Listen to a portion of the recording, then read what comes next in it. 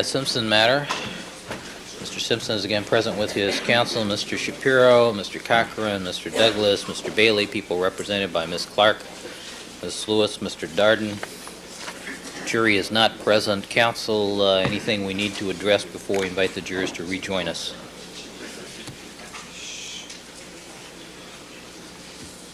Thought we were going to discuss parameters of cross-examination or any other offers of proof. Anybody wish to be heard? The witness, Your Honor, should be out. That's true. Detective Furman, would you step out in the hallway, please? Thank you.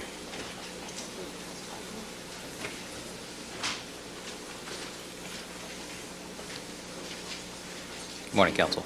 Arguing with Ohio, Your Honor, I have furnished you in camera a number of incidents which we believe fall within the parameters of relevance.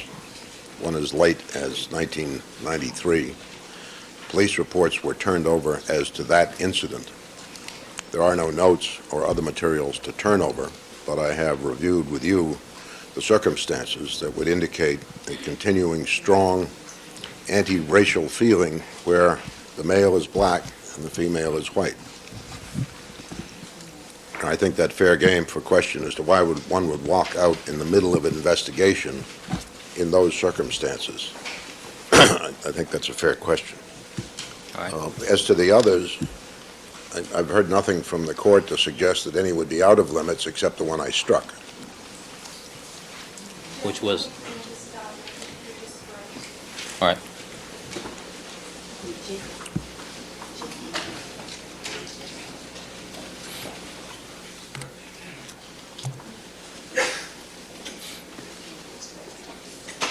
I just have the indication of the appearances of counsel on mine.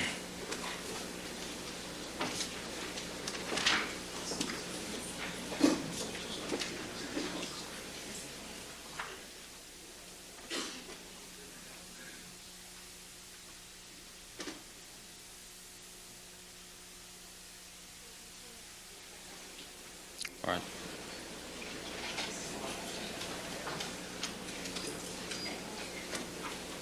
All right, Mr. Bailey, in the 1054.7, we have to be necessarily oblique about this. In the 1054.7 hearing, in-camera hearing that we had, are you withdrawing the last item? Yes, the one I told you I had some reservations about? Yes. Until further notice, unless something happens to corroborate or authenticate, I will not run with that accusation. All right, then let's address the police report issue then. I'm sorry, Your Honor, I've been corrected by Mr. Douglas. There is a written report with respect to that witness. It has not been turned over because the decision has not been made to call the witness. Obviously, if the incident is denied rather than explained, the witness will be called. If the incident is explained rather than denied, there'll be no need to call the witness, unless there winds up a contradiction in recollection as to what was said. But we're not relying on what was said, as you know from the proffer. Well, I'm sorry, I take that back. Part of it was verbal. Yes. Part of it was conduct. All right, but at this point, you were not going to offer that witness.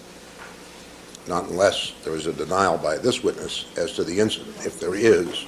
Wait a minute, which one are we talking about here? The one that you have told me that you had reservations about? No. The police report incident? No. Just strike that one from our discussion. All right. This is the police report. The police report. All right, but there is a statement. I'm told that there is. I have not seen it. All right. And it's dated January 23rd, a written report. All right. Let me see what the people's response is as to that incident. Your counsel can't circumvent 1054.7 by saying if we get it based on the witness's answer, we'll know whether or not we need to call them. That person is a witness they reasonably anticipate calling.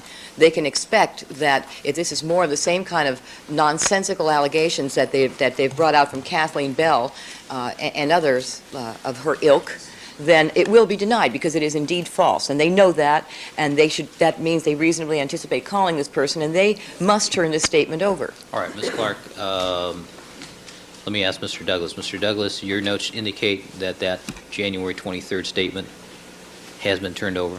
No, Your Honor. It was discussed in chambers. The decision was approved that we would turn over the statement, the police report statement. Right, but it was never represented to me that there was it was represented to me that there was no statement. There is a statement, Your Honor, of that interview of that person.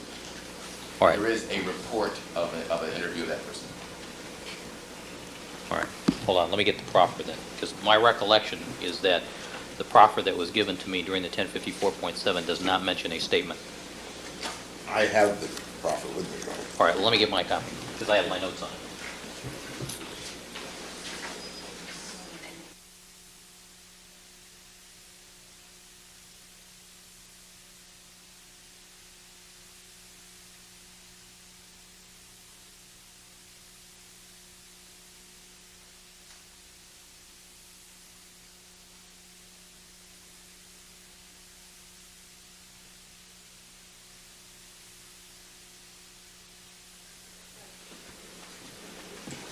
All right, Mr. Bailey, the proffer that was provided to the court under seal and in camera mentions that there is no statement. That appears to be incorrect. Well, although I did not know this at the time, Your Honor, there is no statement from the witness. There is an investigator's report to Mr. Douglas. All right. That's the only writing, apparently. All right, then let me order this. I'm going to direct that Mr. Douglas provide that statement to the prosecution forthwith. Do you have a copy of it here? I have an original, Your Honor. I need a copy made of the court, please. All right, Mrs. Robertson? And we have 3 copies, Your Honor.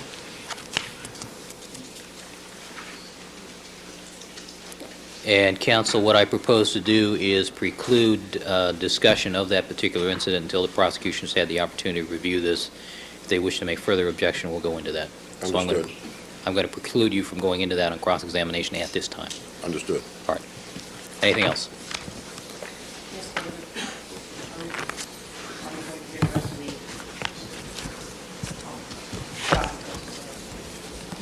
Mr. Bailey?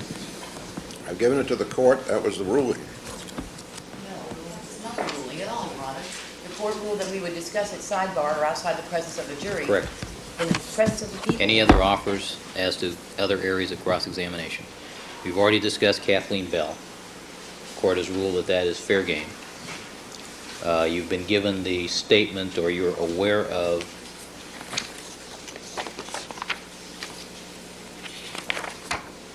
Andrea Terry. And we'd like to be heard about the admissibility of that, Your Honor.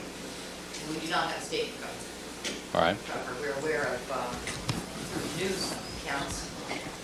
All right. Finally, we had an interview with her last night, but we want to be heard about the admissibility of that. All right. Ms. Clark? Andrea Terry. To the best of my knowledge, Your Honor, the statement of Andrea Terry is different than that of Kathleen Bell. She allegedly met Kathleen Bell at Hennessy, where Kathleen Bell introduced her to Mark Furman at Hennessy's bar or tavern, whatever. And at that time, allegedly made a comment that she was attracted to Marcus Allen. And allegedly, Mark Furman, in response, in this crowded bar, said, "I think that interracial couples are a crime against nature."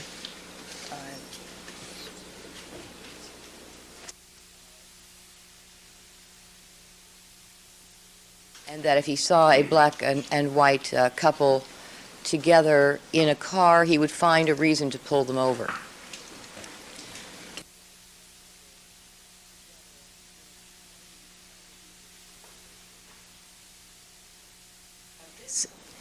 This alleged meeting took place, I will remind the court, after Kathleen Bell supposedly heard the comment that has been widely reported made by Detective Furman at the Marine Recruiting Office. And after she left in tears and hysterical after hearing that comment, she then introduced Mark Furman to her friend Andrea Terry.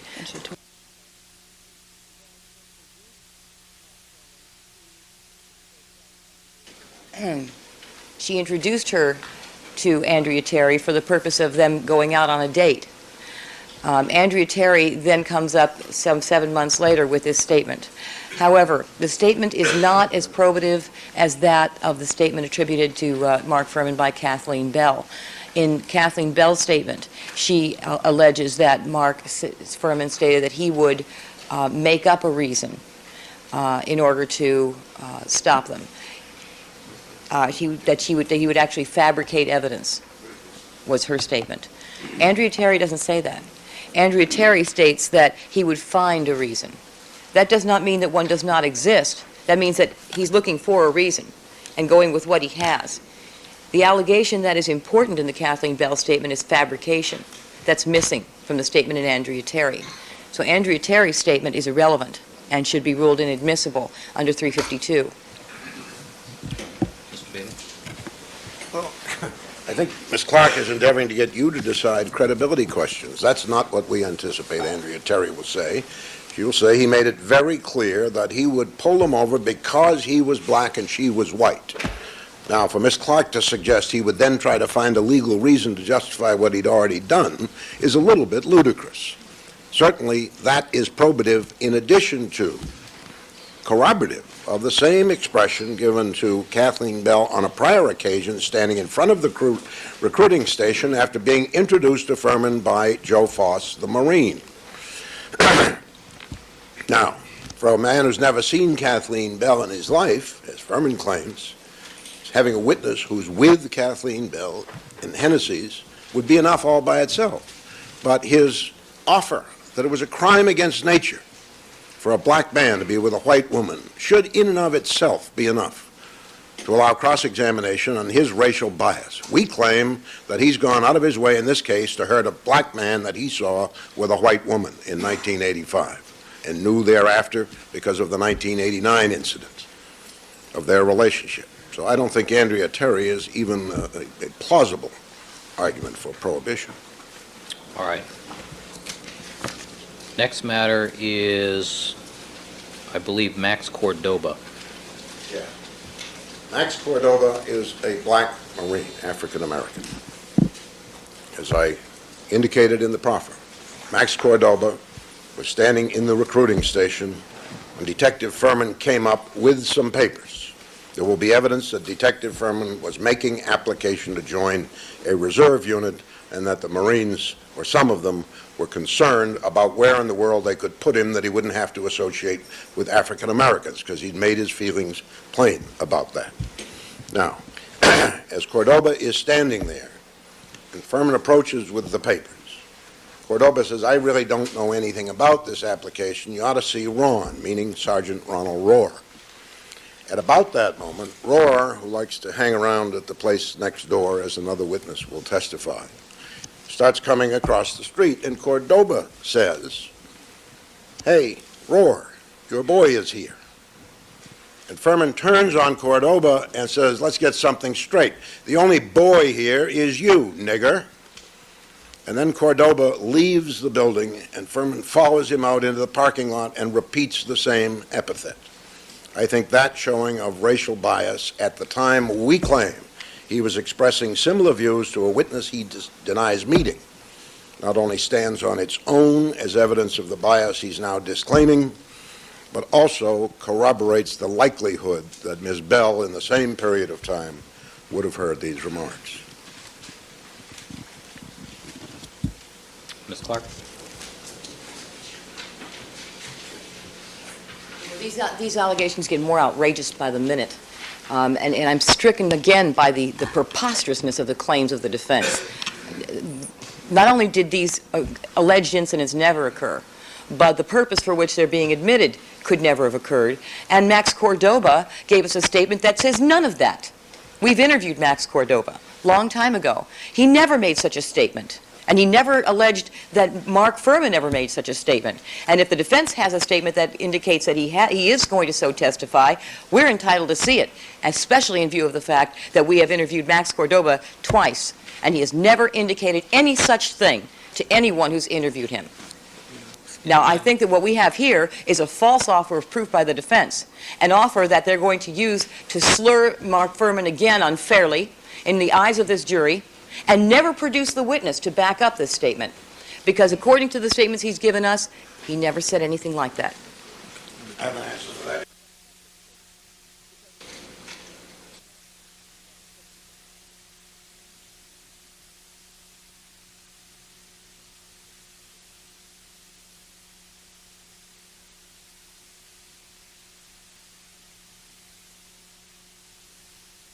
Just so we can put this in perspective, Your Honor, Mr. Cordova was interviewed on television and indicated that he always got along with Mark Furman. He had an interview with Tony Pellicano in which he indicated he always got along with Mark Furman. Months and months later, an interview was conducted in the district attorney's office where he made reference to a joking comment exchanged about somebody said boy and Mark said boy. The N-word was never used by Mark Furman, according to Max Cordova. And that was in all three statements he has given over the past 7 months. His first two statements indicate there was no problem. So that's where we start with Max Cordova. And then belatedly, in February, I think, or January of this year, he vaguely recalls some statement where there was an exchange of the term boy by two people there. But the N-word was never used by Mark Furman, according to Max Cordova. So if the defense has a statement indicating that he will so testify, we need to see it.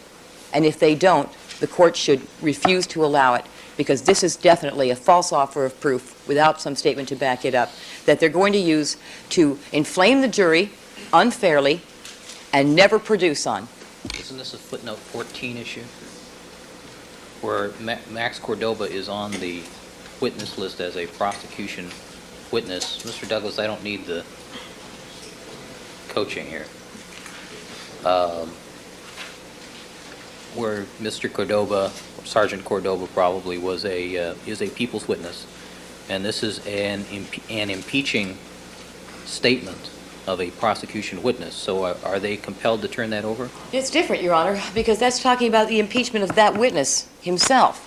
They're not talking about impeachment of Max Cordova. They're talking about impeachment of a different witness. The footnote 11 or 14, whichever one that is, it refers to the impeachment of that witness that they had the statement on. So if they had a statement that impeached Max Cordova, that would be a different issue.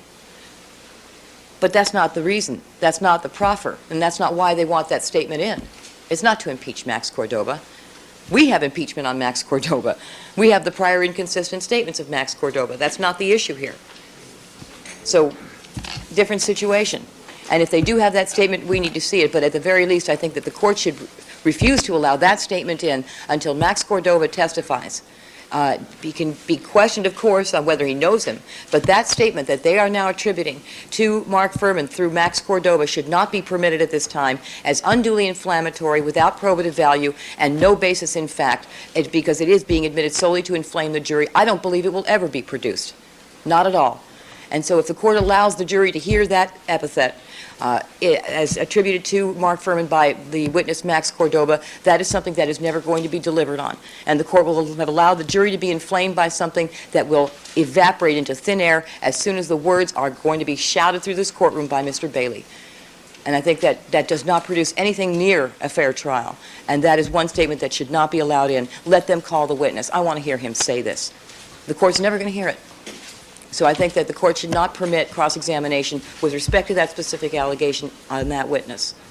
All right, so there are actually two issues here, whether or not it's appropriate fodder for cross-examination on the issue of racial bias, and secondly, a discovery issue, whether or not you're entitled to see this statement at some appropriate point in time. Yes. All right. Mr. Bailey? Ms. Clark, who so lightly casts aspersions on all the defense team for making up offers of proof and furnishing them to this court, has rather dirty hands in this matter. As you know from the proffer, Max Cordova wanted to tell Mr. Darden and Miss Lewis about this incident, and they shut him off. They said, we're only interested in what Miss Bell said. And that's what he will testify to. And, Your Honor, I have spoken with him on the phone personally Marine to Marine. I haven't the slightest doubt that he'll march up to that witness stand and tell the world what Furman called him on no provocation whatsoever. As far as discovery is concerned, there is no written statement. There are no notes that I know of. When I heard about this, because he called us, wanting to make it known that these people had tried to suppress this information, I spoke to him personally. I don't ever take notes, and I didn't on that occasion. All right.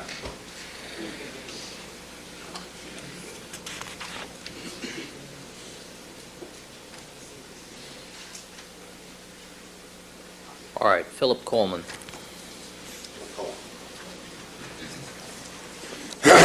Phil Coleman, there are no secrets about, Your Honor, because we got a letter that Mr. Coleman drafted on his own.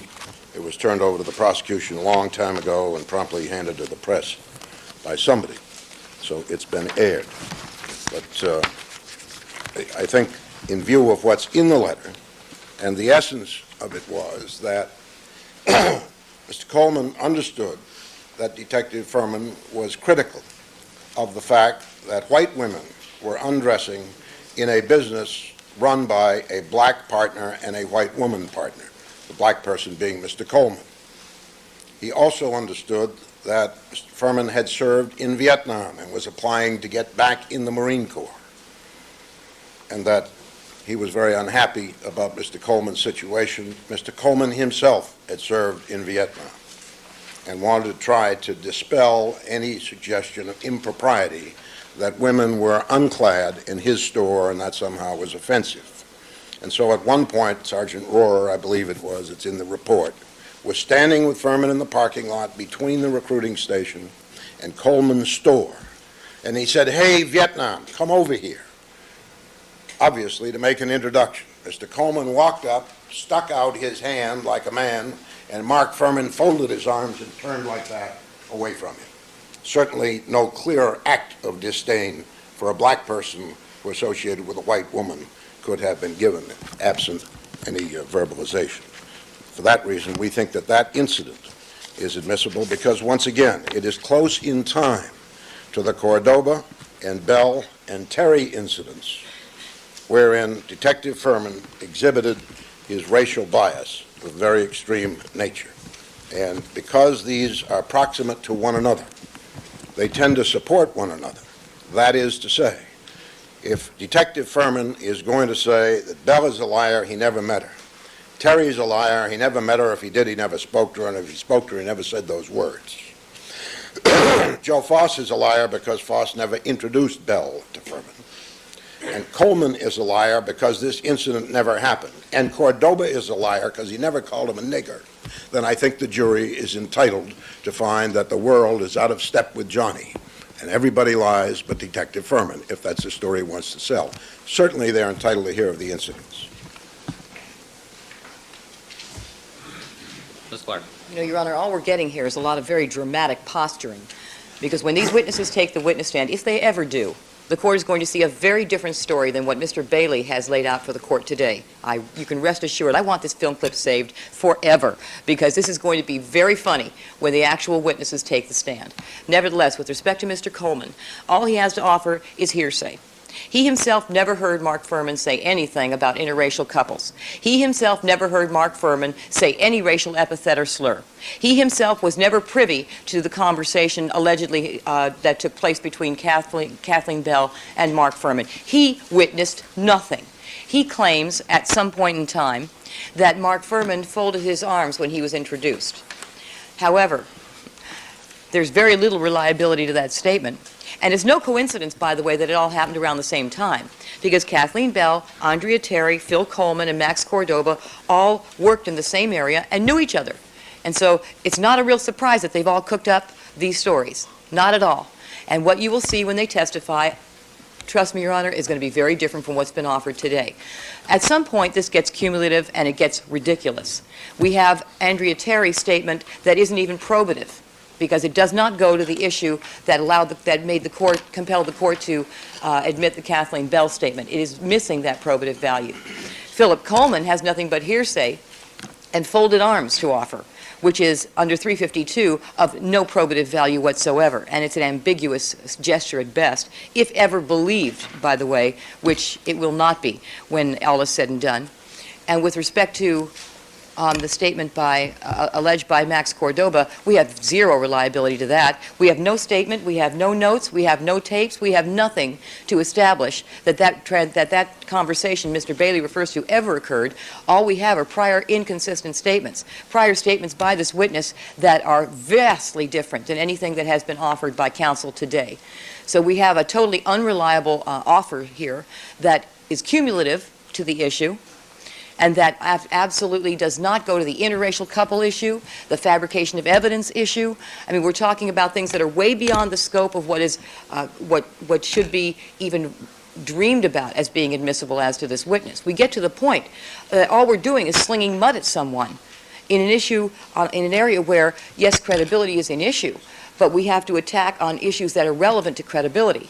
Whether or not Max Cordoba heard him say the words attributed to him, that does not go to interracial couples, the fabrication of evidence, or the planting of evidence. The statement attributed to the detective by Andrea Terry does not go to the fabrication of evidence. And the refusal to shake the hand of Philip Coleman, another fantasy cooked up by the defense, which never transpired, that certainly does not go to interracial couples or the fabrication of evidence. The people respectfully submit to the court that what we have here is not a defense, it's a smear campaign.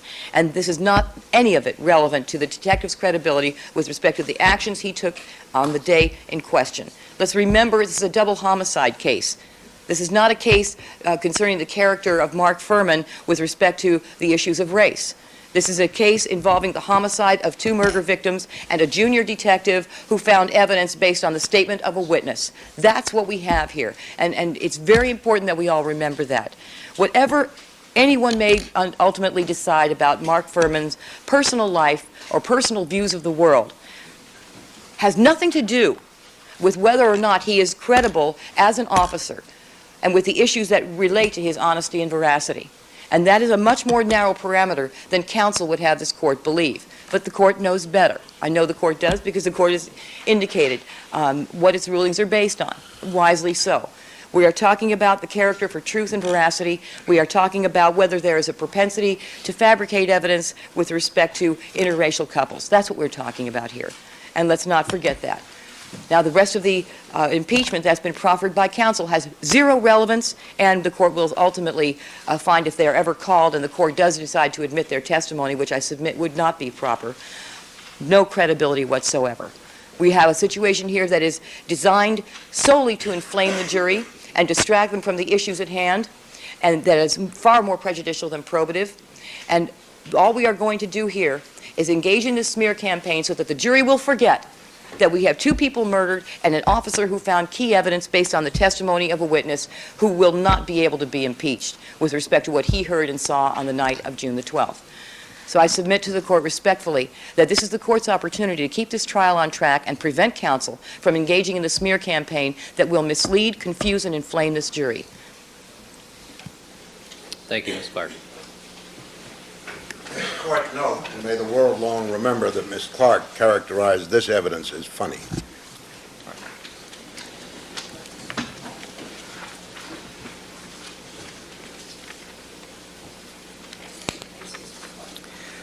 All right, counsel, Ms. Clark, let me just ask you an informational question.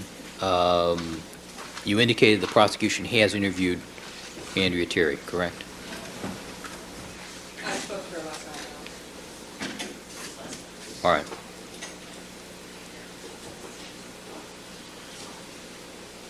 All right, with regards to Andrea Terry, I'm going to allow cross-examination as to that issue. It did involve interracial couples, and it did involve the manipulation of probable cause for the purposes of stopping, which is similar enough to the facts and situation of the allegations here. As to Max Cordoba, I'm going to allow cross-examination on that, however, only after the prosecution has had the opportunity to re-interview Mr. Cordoba as to this particular allegation, since there are no statements to be turned over. I don't think this is a footnote 14 issue, as Ms. Clark points out to the court. This goes to the impeachment of another witness, not to Max Cordoba himself. So I find that that is discoverable and that the prosecution should have the opportunity to interview Mr. Cordoba regarding that second statement. Mr. Furman, as a result, will not be released as a witness, but will be kept on call and subject to recall. As to the Alwyn Martin matter, the report, since the prosecution has just received the report regarding her statement, that that particular issue will not be allowed for cross-examination until the prosecution has had the opportunity to review that report and conduct any additional investigation. As I indicated, Detective Furman will likely be recalled if that is accomplished. As to Mr. Coleman, court will deny cross-examination on that issue. The refusal to shake hands with an individual can be explained by any number of reasons, and that would be highly speculative. Court finds that not to be relevant under Evidence Code Section 350, and also an undue consumption of the court's time under 352. All right, let's proceed.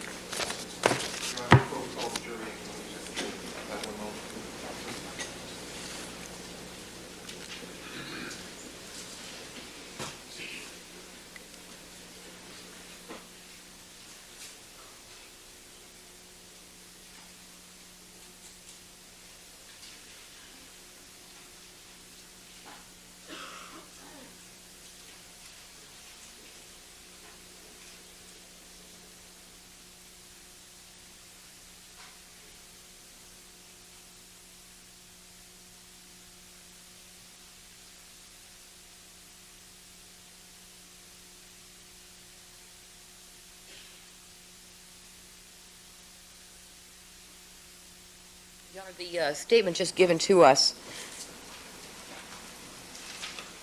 generated on January 23rd, is stated to be a draft and incomplete.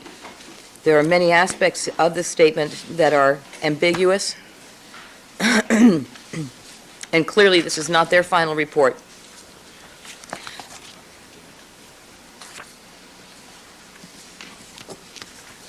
There's more to this that we have not received, and we are talking. I'm talking now about the alleged statement by Alwyn Martin. Mr. McKenna's here. Let's put him on the stand. Ms. Clark, as usual, talking to her hat. There is no further report and won't be until Furman denies it. Then we'll be back talking to her again. But Mr. McKenna's glad to testify that there is nothing further. He's sitting right here. Well, I'm reading their own report, Your Honor. It says incomplete. It says draft. What does that mean? I mean, isn't that clear? When we write draft, we write incomplete, we write first version, same thing. It means there's a second version. It means there's more. No, it doesn't. Or at least there are additional notes. Yeah, let's put Mr. McKenna on the witness stand. I want him under oath. That sounds good. Nope, we're not going to do that. Ms. Clark, at least not at this point. The thing is, I've given you the opportunity to review the statement. I will not allow cross-examination as to Ms. Martin's statements unless and until you've had the opportunity to review this. I'll give you the opportunity to talk to Mr. McKenna to see if there are any other notes. And my recollection is that this is listed in the Discovery Index and with regards to the availability of notes and other things. So we can take that up later. We've kept the jury waiting for a considerable period of time. My preference would be to, since I'm precluding cross-examination on that issue anyway at this point, why don't we proceed with what we have with Detective Furman. You can consult with Mr. McKenna. If there's a need to explore it further, we can do that.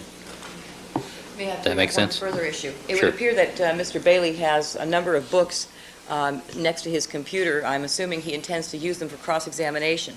If he does, I'm assuming he won't use every page from the book. I would appreciate being given those passages he does intend to use with the witness well in advance so that I can read them and be ready for the cross-examination on that matter, rather than having to read at the last minute and excuse the jury as occurred before during Mr. Cochran's cross-examination. What books are we speaking of? Physical evidence in criminal investigation, physical evidence, and Connecticut State Police, physical evidence and forensic science.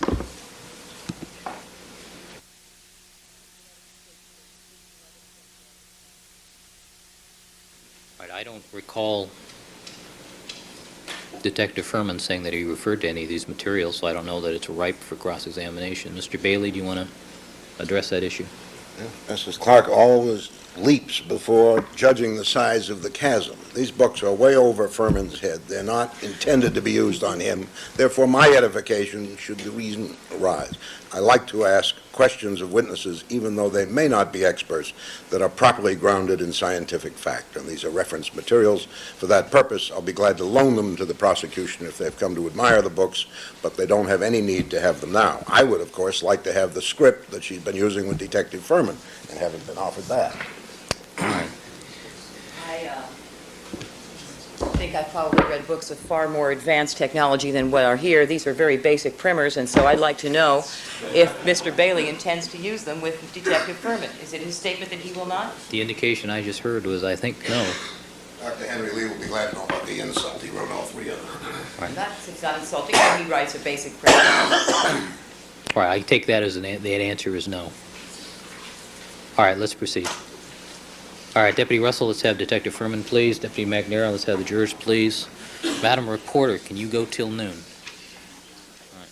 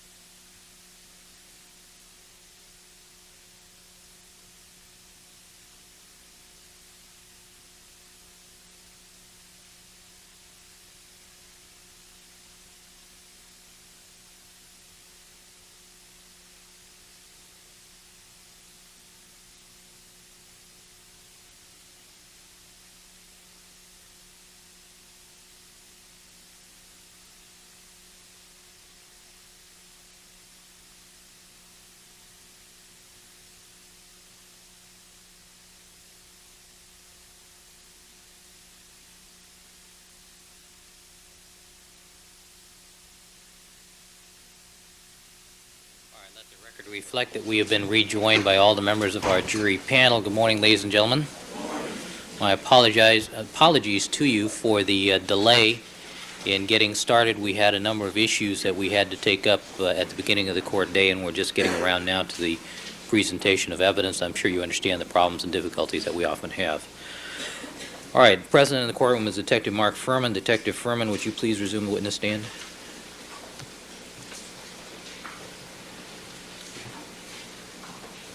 All right, the record should reflect that Detective Furman is present on cross-examination by Mr. Bailey. Good morning again, Detective. Good morning, Your Honor. All right, Mr. Detective Furman, you're reminded you are still under oath. Mr. Bailey, you may resume with your cross-examination. Your Honor. Detective Furman, I'd like to review with you the steps you have taken to prepare yourself for your testimony in this case. When was the first time following the preliminary hearing that you met with one of the prosecutors, those at the table and those not at the table that you know to be connected with this case, to discuss the case and/or your testimony? Are you saying post-prelim, sir? Post-preliminary hearing.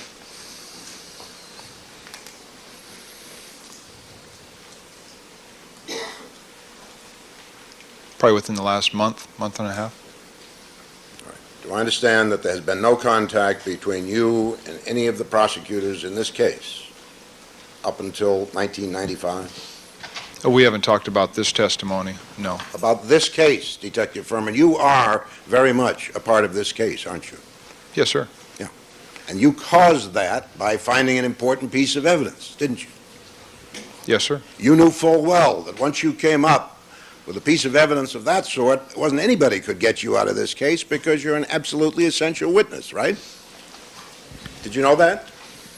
What's the objection? Withdrawn? All right, thank you. The objection was withdrawn. Okay. Sir, the way you phrased that, get me out of this case, I wasn't trying to get out of this case. No, but somebody was trying to get you out. You told us that in some detail yesterday. You were out, you thought. Oh, you mean the responsibility of the case? Yeah. Yes, sir. Okay. You thought you were off the case as a detective. When you stood for an hour at the intersection of Dorothy and Bundy, you thought you were through, didn't you? I'm still a detective, sir, but as far as being the lead investigator, yes, that's correct. You thought you were off the case. Isn't that what you told us yesterday? Yes. Okay. But when you turned out to find this glove over at Rockingham, you knew that you would be on the case as long as it lasted, didn't you? No.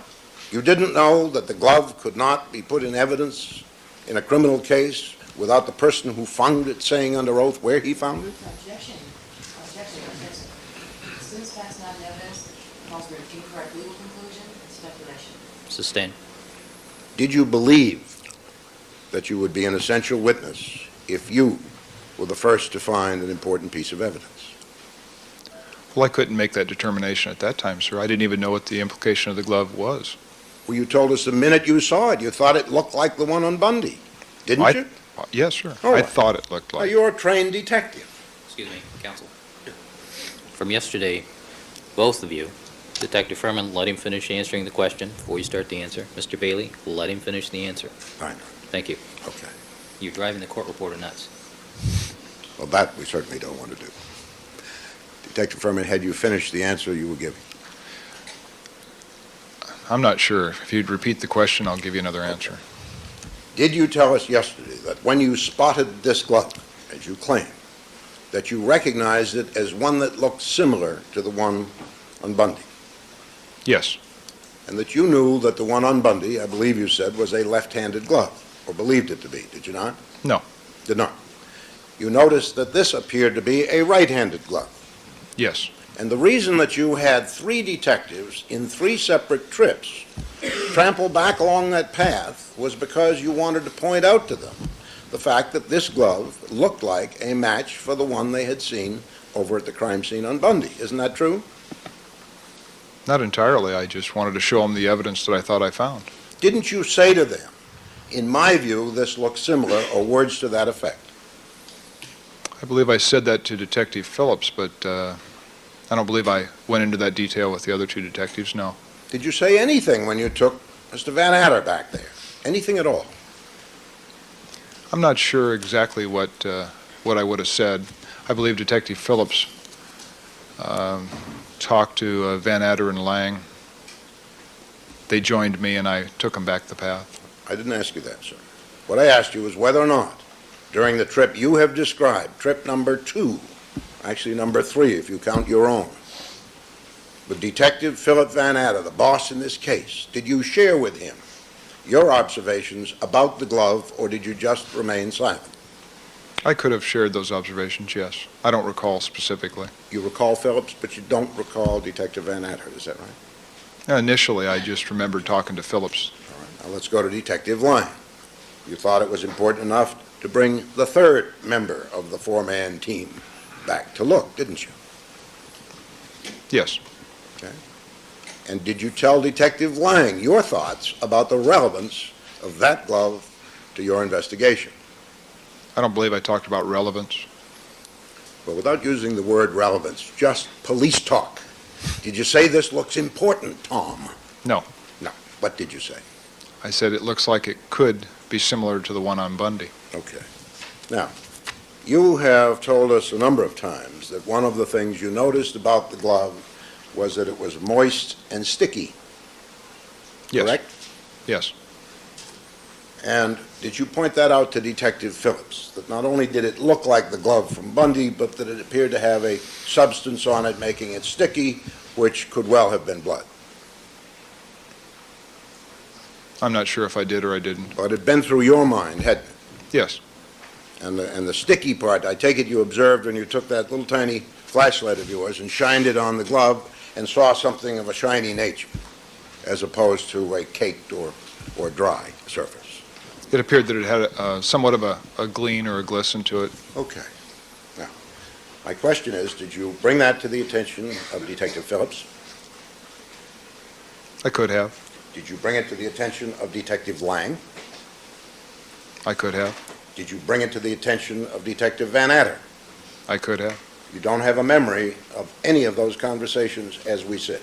I don't have a memory of a specific comment that I made to any of those detectives when we were standing by the glove. Were you more interested in showing each detective individually the glove or more interested in trampling up the pathway?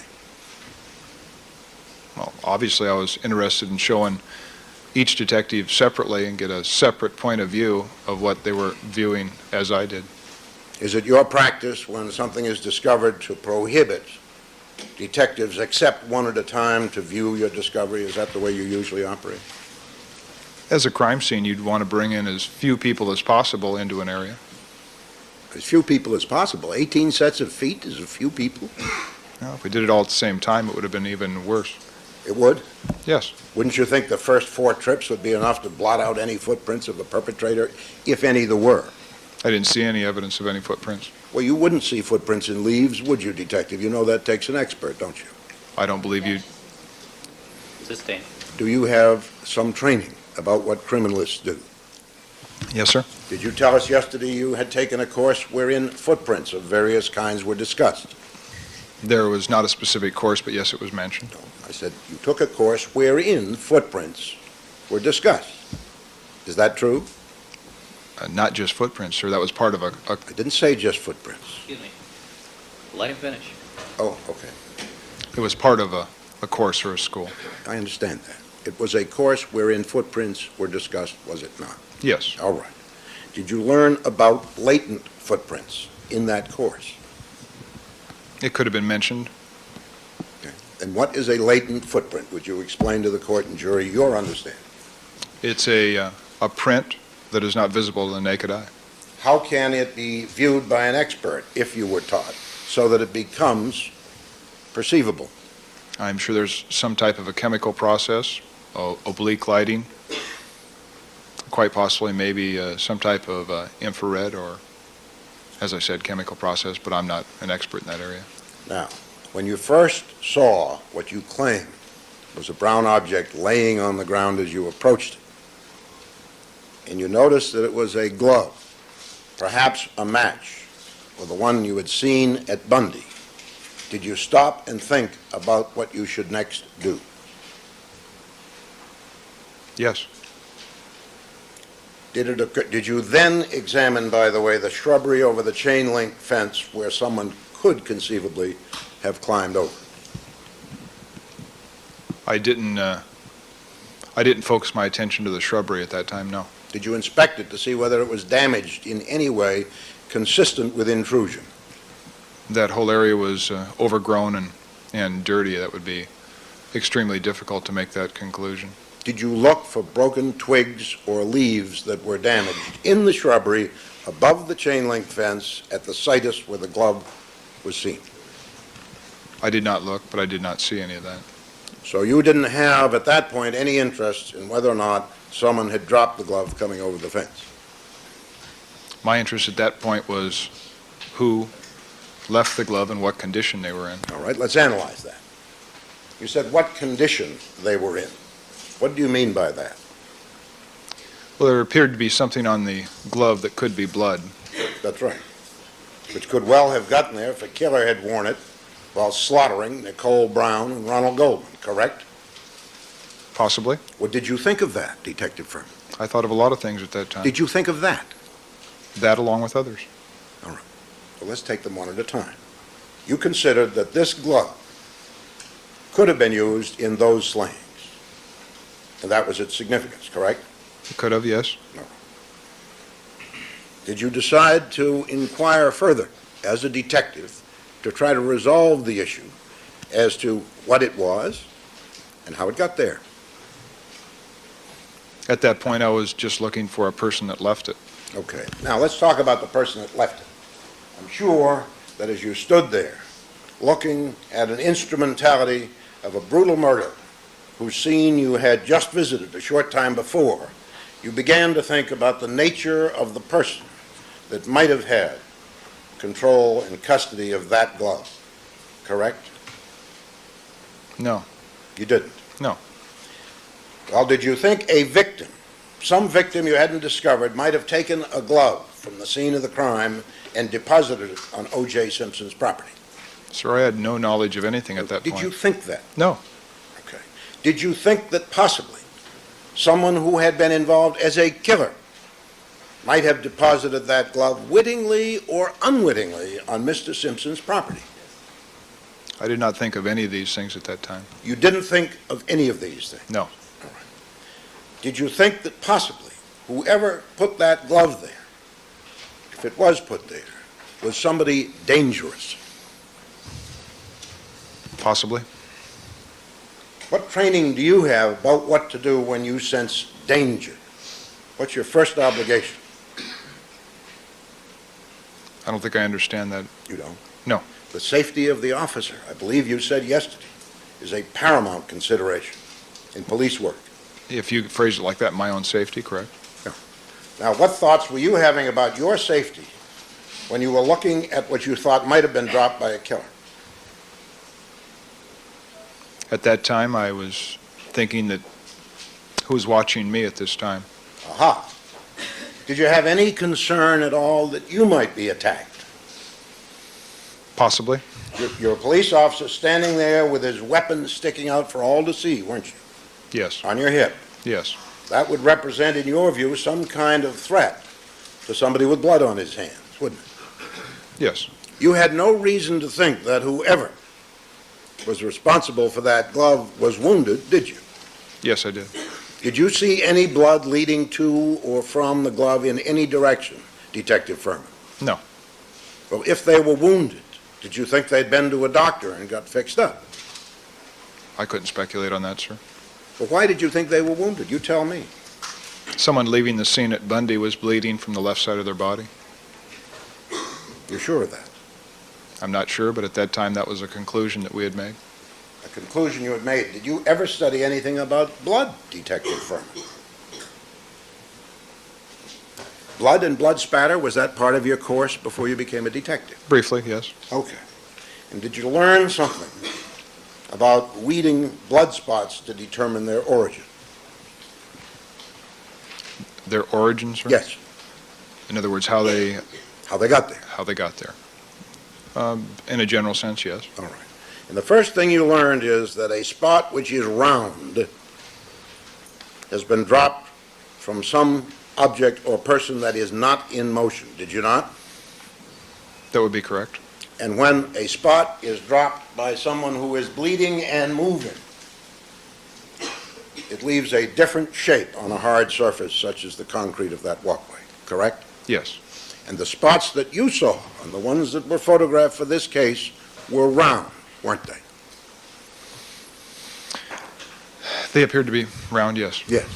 And so if this was associated with a killer, what you were reconstructing and detecting in your own mind was someone leaving the scene of a very bloody double assassination and periodically stopping and dripping as he went. Is that what you thought? No. Well, you knew that they weren't dropped by anyone who was running just from the shape, didn't you? I'm not an expert in that field, so I didn't know exactly what transpired on that walkway. Just had enough training, you told us. I didn't say I had enough. Recognize, I'm sorry. I hadn't finished the question. Wait. May I finish the question? Absolutely, sir. I believe you said you had enough training to recognize that a round spot was not made by something in motion. Didn't you say that? No. Oh, you didn't? No. I What said did a you mean round to say? spot was consistent with someone that is not in motion, but I never viewed those drops to any more than extent that to say that they were round. I never went back and inspected I them. understand you're a detective in this case, and the first one on the scene to do any real detecting, weren't you? Yes. And these were pointed out to you by a patrolman named Rick, right? Yes, sir. Well, did he take his rather powerful flashlight and stop at each drop and illuminate it so that you could view it? We did not pause at every drop, no. What did you do, just run by and catch them on the fly? No, How he's- did you view them? He's explaining the scene. He's walking us through the scene. We did not stop and inspect every piece of evidence for a long period of time at that time. Well, let's back up then. Do you now wish to say that you don't know, as of that evening, didn't know whether they were round or otherwise? I'm not saying that, sir. I'm saying they appeared round, but I'm not an expert to determine how or at what height or at what speed the person's moving. I can't testify to that. I thought you said you learned in school that round is inconsistent with motion, period. Is that what you meant to say? No, it isn't what I meant to say. Okay. Do you know, or were you ever shown what a blood drop looks like if it has been dropped on a hard surface by someone moving? Yes. And do you know that the faster the person is moving, the more elongated the shape of the drop as it comes to rest? Yes, it would be. Okay. Now, did you have any way to know how long those drops had been on that walkway? That is, any aging on that blood? No. Okay. Now, coming back, if we will, if we may, to Monday. Was it not really your idea to scale the wall and go into Mr. Simpson's house, premise? Detective Van Etter made a statement that we should go in, and how are we going to do it? And I said, well, I'll go over the wall. Detective Furman, in fact, isn't it true that you went to Detective Van Etter and urged upon him that this was an emergency situation, that action had to be taken immediately, that there might be victims bleeding to death inside the premises, and you felt something had to be done right now? Isn't that what happened? No, that was a conversation between Van Etter and myself, and both of us experienced the same concerns. Did you say to him, in my view, this is an emergency and we need to act now? Yes. Did you not say that to him before he made any such statement to you? He was making similar statements to me at the same time in this conversation. And did you volunteer to be the one that hurdled the wall? Yes. Did you realize when you hurdled that wall that there might someday be a legal challenge to the propriety of your actions? No. Did you realize when you hurdled the wall that you were inexorably a part of this case for as long as it might last? I don't think I was thinking any of those things, sir. Didn't occur to you? No. Okay.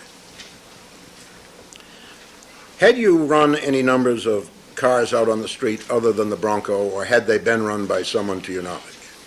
I might have run the vehicle that was just east of the Ashford Gate.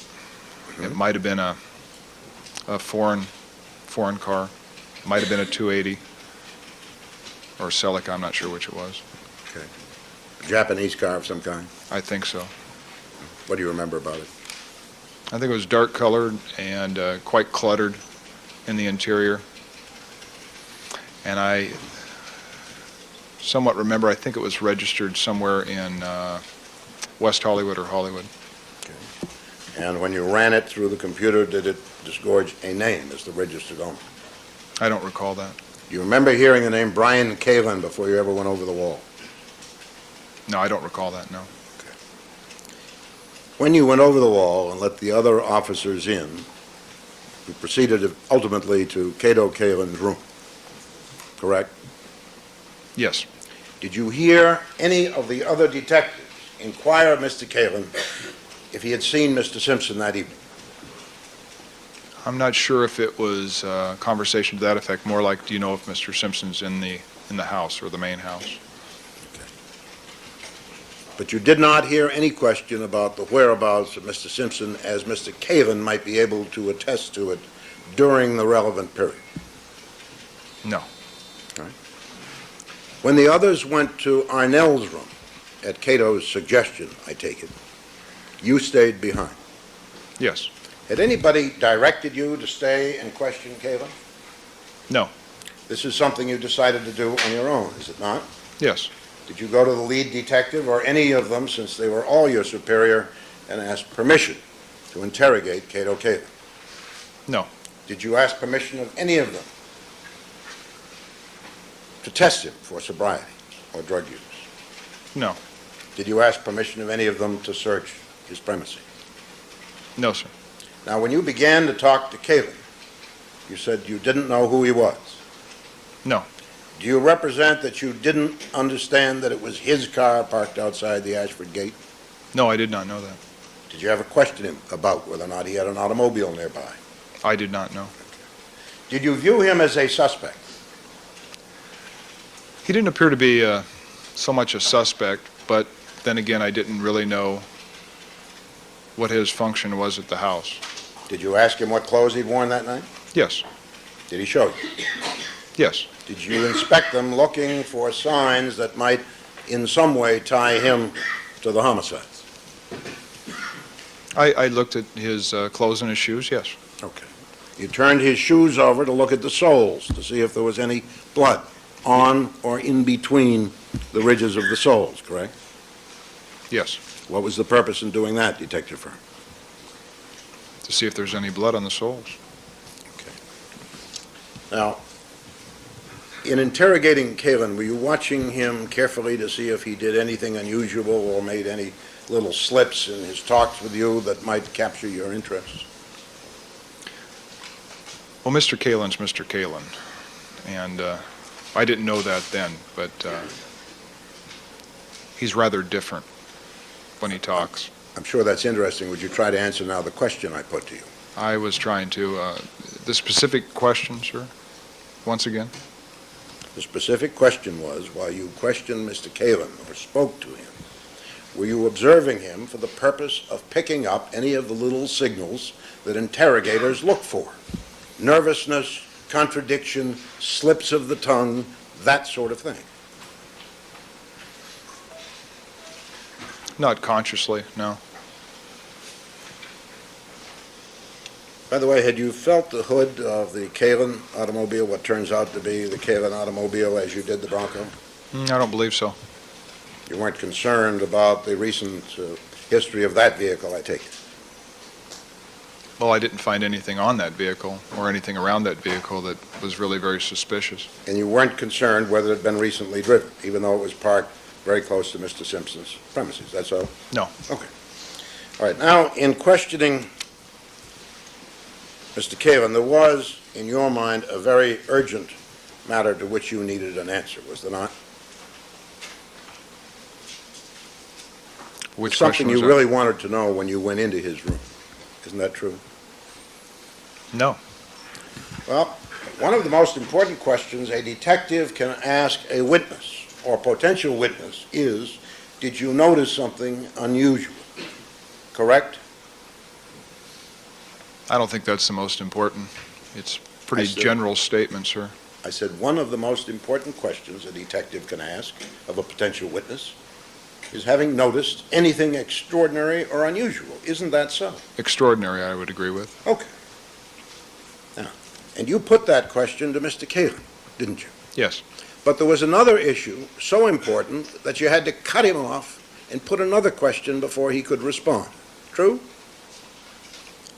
I don't believe that's the situation. Well, do you normally ask somebody a question and then before they have a fair chance to answer you, cut them off with another one?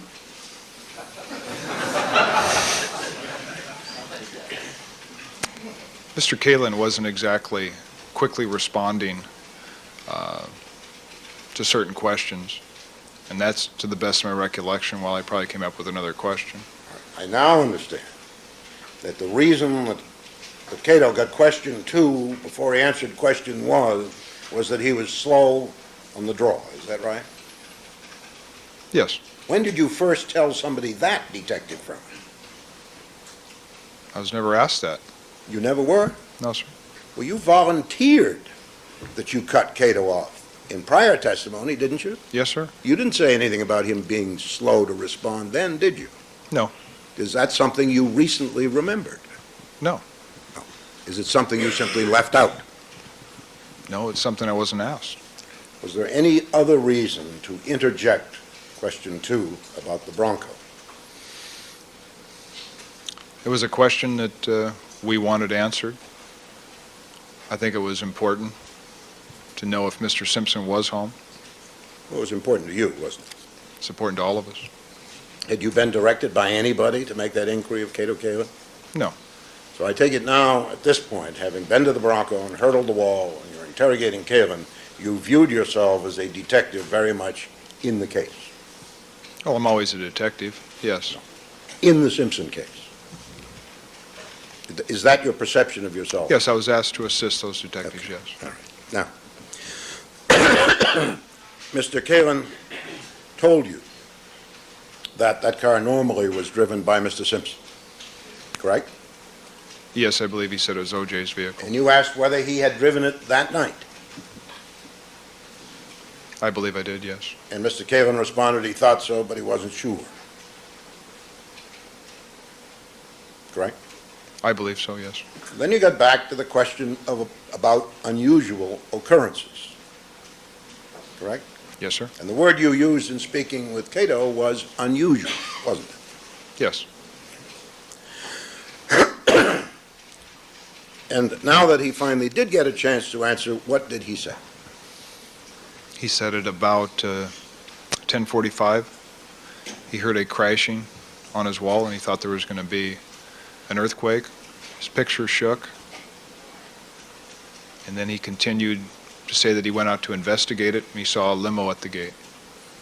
Well, he never suggested to you that he went back along the wall, between the wall and the fence, to the area of the noise, did he? No, sir. Did he tell you he started to do that before Mr. Simpson left for the airport, but because the dog wouldn't go with him, he was afraid and canceled the investigation? Did he mention that to you? No. You didn't know that at the time? Didn't know at any time. Okay. You didn't know that was his testimony in the preliminary hearing? No, sir.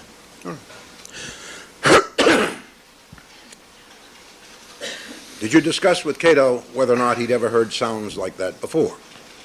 No. Did you discuss with him possible causes of such a sound? No. Did you ask him to relate it to any other experience so that you might better understand what could or could not have caused that disturbance? No, sir.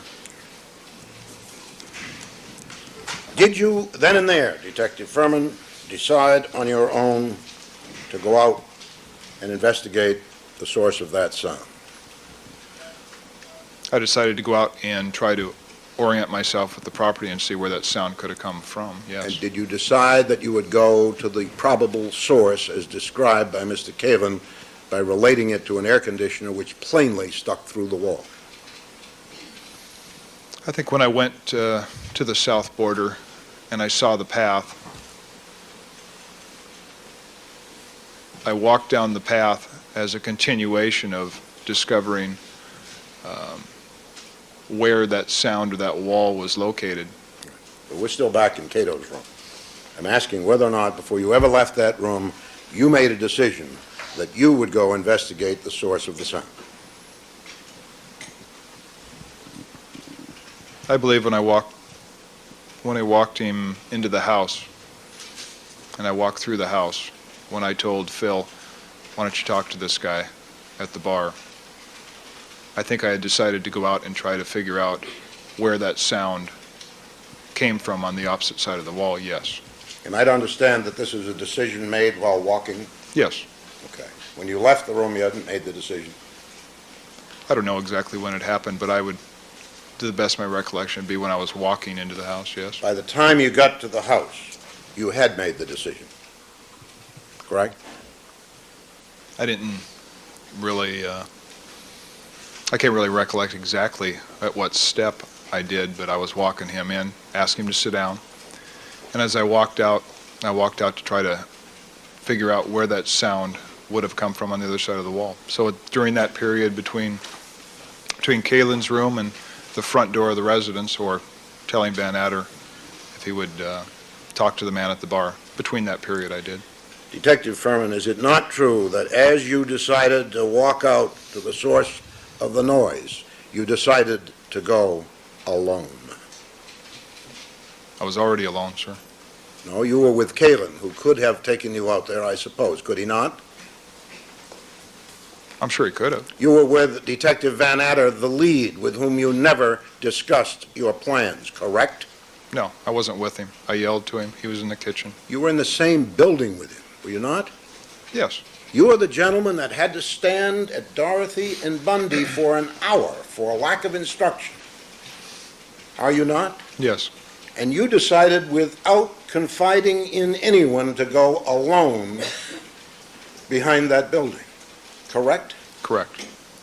Did it occur to you that Mr. Kalen might be able to assist you in pointing out the exact source of the noise as he reconstructed it? Do you think of that? No. Never thought of that? No. Did it occur to you that there might be danger lurking out there in the darkness in the vicinity of the south wall? At that time? Yes. No. That thought never crossed your mind? It wasn't present. It wasn't foremost in my mind, no.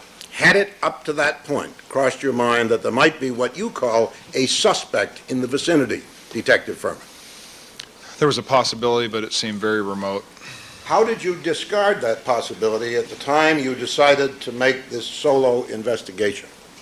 I didn't discard it. It just wasn't foremost in my mind. You're telling me as a police officer that having once been apprehensive about possible physical harm to yourself, you were able to turn that aside. Is that correct? Now, I don't understand about the physical harm, sir. What caused your concern to dissipate, if anything, Detective Furman, about your safety? I still don't understand, sir. You don't understand that question? No. At what point? Do you understand that at some point prior to climbing the wall, you expressed the notion that there might be suspects around? Do you know that? Yes. All right. Suspects in the premises means, in this case, someone who might be connected with a double murder, doesn't it? Yes. That person should always be considered by any intelligent officer to be potentially armed and dangerous. Is that not so? Yes. Did you give consideration to the possible existence out there in the Simpson shadows of someone who was armed and dangerous? At that point, it was somewhat remote since we had already entered the house. Now, having entered the house, shielded you from any danger by the south wall, is that what you're telling us? No, of course not. You understood something unusual had taken place out there, correct? No, that was Cato's description, something unusual. That was what he described. Well, you thought it was important enough to go right out there, didn't you? I thought it should be investigated. All right. Do you normally order Phil Van Adder around? No. Did you in this case? No. Did you instruct Cato Kalin to sit on a bar stool? Yes. Why did you instruct him to do that in a house where you were the guest and he was a resident? I wanted him to sit there. Sustained. Had you learned by that time that he lived in that bungalow? Yes, I concluded that. All right. Why would you instruct him to sit on a bar stool? So I wanted him to sit there. Why did you want him to sit there, Detective Furman? So Detective Van Adder or another detective could talk to him. That would take care of two of them, wouldn't it? Two of who? If you instruct Van Adder to go and talk to Kalin, that ties up two of the four people that were with you in the house, or the five, doesn't it? Having a conversation. Oh, You understand my question? No. All right. Would you agree with me, Detective Furman, that everybody's got to be someplace, I agree. and that one person can't be in two places? Agreed. So that if you cause two people to join together in a conversation at a specific place, it is unlikely that they will be at any other place until the conversation is over. I would agree with that. Okay. Now, I'll ask you one more time. Did you use words of instruction to Phil Van Adder, telling him, without suggesting any subject matter, go talk to Kalin? Not in that manner, but yes, I did. You had already formulated a plan that you were going to look out behind the building in the darkness for something, correct? No. You had not? I didn't even know if that was accessible from the front of the residence. Didn't you tell us that as you walked from the bungalow to the house, you had made a decision that you would go look at the source of the noise? I wasn't even... I'm sorry, did you say that? Yes. Okay. Well, then at the time you said, Phil, go talk to Mr. Kalin, you were on your way, weren't you? Yes. You didn't hesitate at all. Once that utterance was out of your mouth, you kept right on moving. Yes. You saw Phillips on the telephone, Yes, I believe so. and did you see Detective Lang?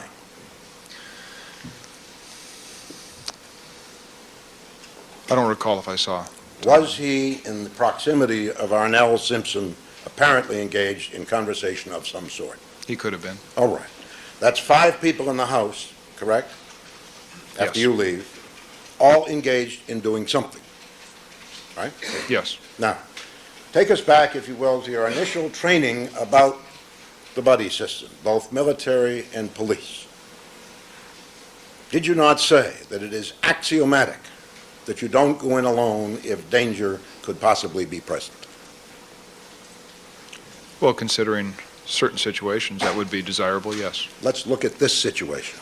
You were investigating what you have called, in your own testimony, an extremely significant homicide, weren't you? Yes. Okay. Probably the most serious that you had encountered among the 11 on which you had worked. Is that a fair statement? Yes, sir. Okay. And you had seen evidence that somebody, either psychotic or psychopathic, had brutalized 2 human bodies with something, correct? Yes, sir. And you knew that that someone could be unpredictable and deadly if you were to encounter them, correct? I don't think we knew anything about the killer at that time, but I'd say that they would be dangerous considering the scene. Wouldn't you draw an inference that somebody capable of that kind of murder might not hesitate to take you down? Yes. Okay. So, as you leave the building, you left 3 guns behind, didn't you? 3 detectives, yes. 3 detectives, each of whom was carrying the same sidearm that you're wearing today, correct? Yes. That's a Glock automatic pistol, is it? No. What is it? I believe all 3 of those detectives, one was carrying a 2-inch .38 Model 36, one was carrying a Smith & Wesson stainless steel, and Detective Van Etter, I don't recall what he was carrying. I was carrying a Beretta. Automatic weapon. Yes. Each capable of firing several shots in quick succession. Yes. Now, had you thought about asking one of those fellows to go with you, maybe someone who had a grown-up flashlight? No. You never considered that for a moment? No. All right. Now, I ask you once again, was it not your purpose to be in the area along the south wall alone? No, it wasn't. It just worked out that way, is that it? I didn't even know the south wall was accessible. No, it just worked out that you left the house and made your investigation for 15 minutes or more alone. That's how it worked out. That's how it worked out. You now walk back the pathway toward what you think will be the wall with the air conditioner. Am I correct? Yes. At that point, you're solely expecting to inquire into possible sources of something that thumped the wall and made a picture shape. There was a possibility, yes. Did you proceed slowly and with some caution into this area? Yes. How far ahead of you would this little teeny flashlight illuminate the way? 5-6 feet? Okay. But it was bright enough to alert anyone in that darkness that somebody was coming carrying a light, wasn't it? Yes, it would. You could see it from quite a distance if it were pointed at you. Yes. So you would proceed along the walkway, pausing to look at the structure, what you call indentations. Yes. And you come upon the what? Eventually, yes. Now, you have told us that you had learned in school that footprints not visible to you might be raised by a criminalist, true? It's possible, yes. When you saw the glove, did it occur to you that there could be, in that area, either where you had just gone or in the other direction, some footprints that could help identify the person who may have dropped it there? We have, Well, I'd like to pursue it. That was Briefly. foundational. Yeah. briefly. Did it occur to you? That wasn't on my mind at that time, no. Did it occur to you that if you walk back and forth, you might damage any existing footprint evidence in the leaves, any latent evidence? Sustained. We've been through this. This is the 3rd time we've been on it. I asked you yesterday whether or not you could have, had you chosen to do so, taken the detectives alongside the chain link fence on the other side and shown them the glove by shining your light through it. Could you have done that? I don't think we could have. Overruled. I don't think we could. Go ahead and answer the question. Sorry. I don't think any of the detectives, including myself, could see it that well from that location. Did you make any effort to do that before walking over the footpath? No. Did you ever go down the chain link fence on its south side On the south side of that residence, yes. of the fence? so that you could look back through it to the Simpson property? Yes, You did. yes, When did you do that? This is off the Simpson property I'm talking about now. yes, sir. Okay. You did walk down to the little garage that's the home down on to be occupied by Miss Logan. Yes. And how far down did you go? I went down along the chain link fence, along the whole south border of the Simpson residence and that residence to their north border, which would be the same property line. I walked into the backyard. I didn't see anything or any exposed areas, and I walked back towards the cyclone fence by the building. When was this? After I returned from Bundy? Okay, this is in daylight. Yes. But did you ever do that prior to running the detectives down the path to look at the glove? No. Did you notice that when you saw the glove, there was an object equidistant from the fence on the other side of the fence that was very plainly visible through it? Yes. So that presumably, if you had chosen to do so, you could have had the detectives look through the fence and had the same vantage point with respect to the glove, couldn't you? No. You could not? No. What's the difference? Well, it was very overgrown. It was very dirty. The leaves were very thick in the flower bed area on the other side of the fence. It was very hard to even get in there. I personally tried to get into that area, and it was very difficult, very dirty. Could you do it? Not by choice. You mean it was inconvenient? No, it was unnecessary. In any event, you are looking at the glove and associating it with the killer and no one else, correct? I didn't know that, but I think I was leaning towards that, yes. Well, you certainly didn't think a victim had traipsed over there and dropped that glove there, did you? I don't know, sir. Did you ever, for 1 minute, Detective Furman, while looking at that glove, think, gee, some victim may have dropped this here? I didn't know anything that the evidence... I asked you whether or not you thought, for even an instant, that that might be the product of a victim's travels. I can't say 100% that it would be a suspect, so there's a small percentage that I said it's a possibility. Well, what's the ratio, 99 to 1? I'd probably lean 75-25 with a suspect. All right. Now, you then proceeded down a darkened area which you now say had cobwebs at least at the upper section. Yes. When you originally described this venture, you didn't say anything about the cobwebs being only at the upper part of the wall, did you?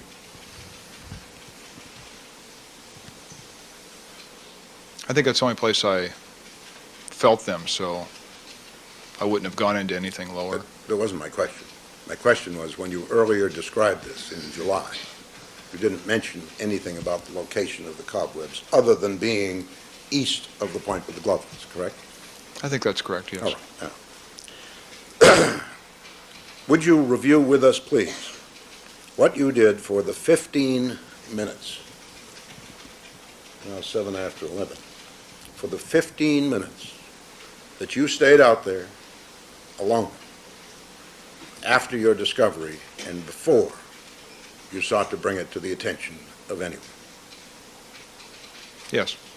All right? I'm sure a lot happened in 15 minutes, and I would like you to describe every detail if you can. I walked slowly down the pathway going east to that potting or that large plant area that's probably 25-foot square. How long did that take?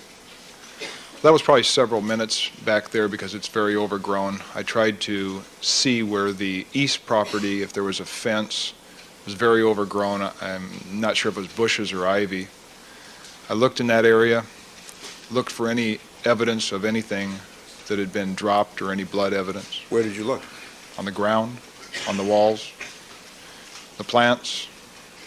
I returned back westbound on the path. Wait just a minute. How much of your 15 minutes was spent back in the small yard that you viewed as a situs for potting plants? Several minutes, probably more than 5. Since several, like moments, has no real definitive meaning, could you please use minutes or seconds and minutes to describe each step that you took? How many minutes were you present on the far side or east side of the alleyway between the fence and the building? Talking about the pathway, sir? You have walked how many feet from the glove to the end of the building?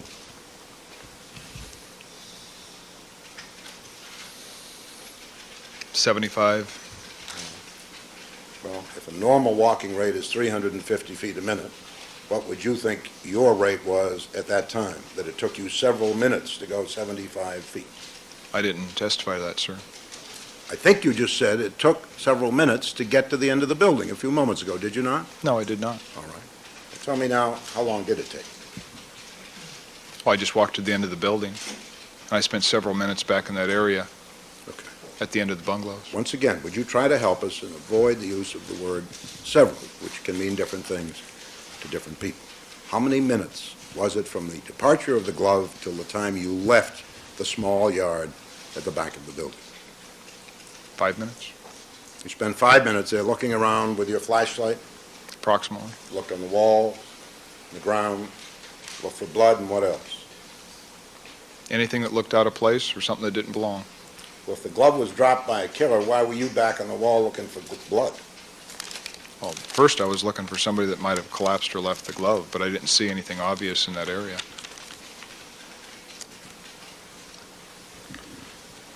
Okay. 5 minutes is about what it took to investigate that little yard. Approximately. Okay, what did you next do? Walked back westbound on the path To where? to the air conditioner. I looked around that area. How long did you spend looking around the area of the air conditioner? I would say a couple minutes, but if I had to bring it down to minutes, 2-3 minutes. 2 or 3 minutes. Tell us what you did during that period to inspect the air conditioner and its surround. What did you look at? I looked at the air conditioner to see if there's anything disturbed, any blood, anything left there.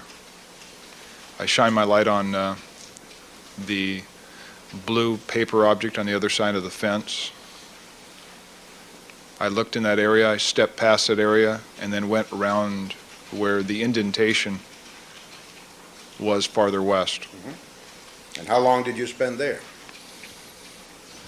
Probably more time than I did back in the area where...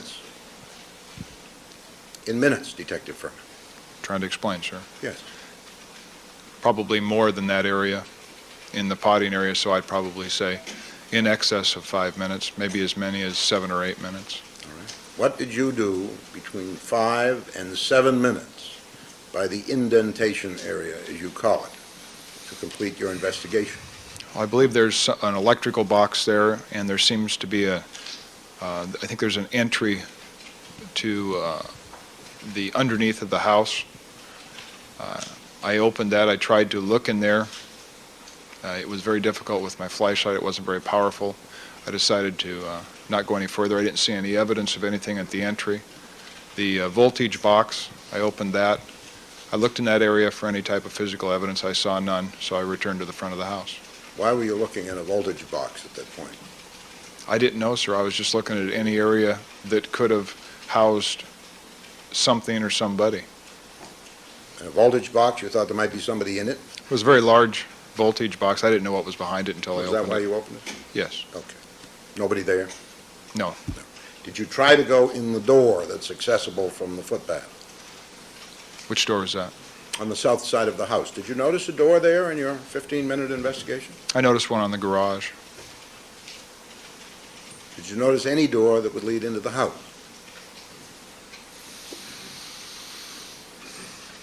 I don't recall if there was one there, no. Did you try the door that you did see to see if it would open? No. You weren't interested in whether the person who dropped the glove might have used that door for egress? I just didn't try the door. I'm talking about the door in the garage. I don't recall the other door.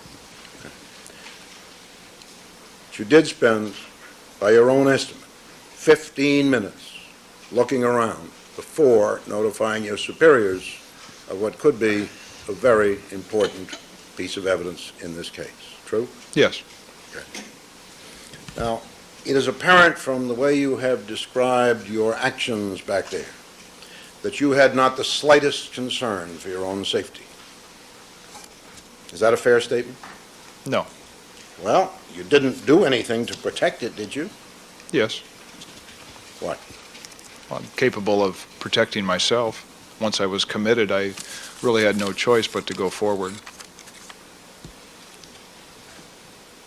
You didn't have the option, having discovered what could well have been the deposit, wittingly or otherwise, of a dangerous killer, to go back and get some help.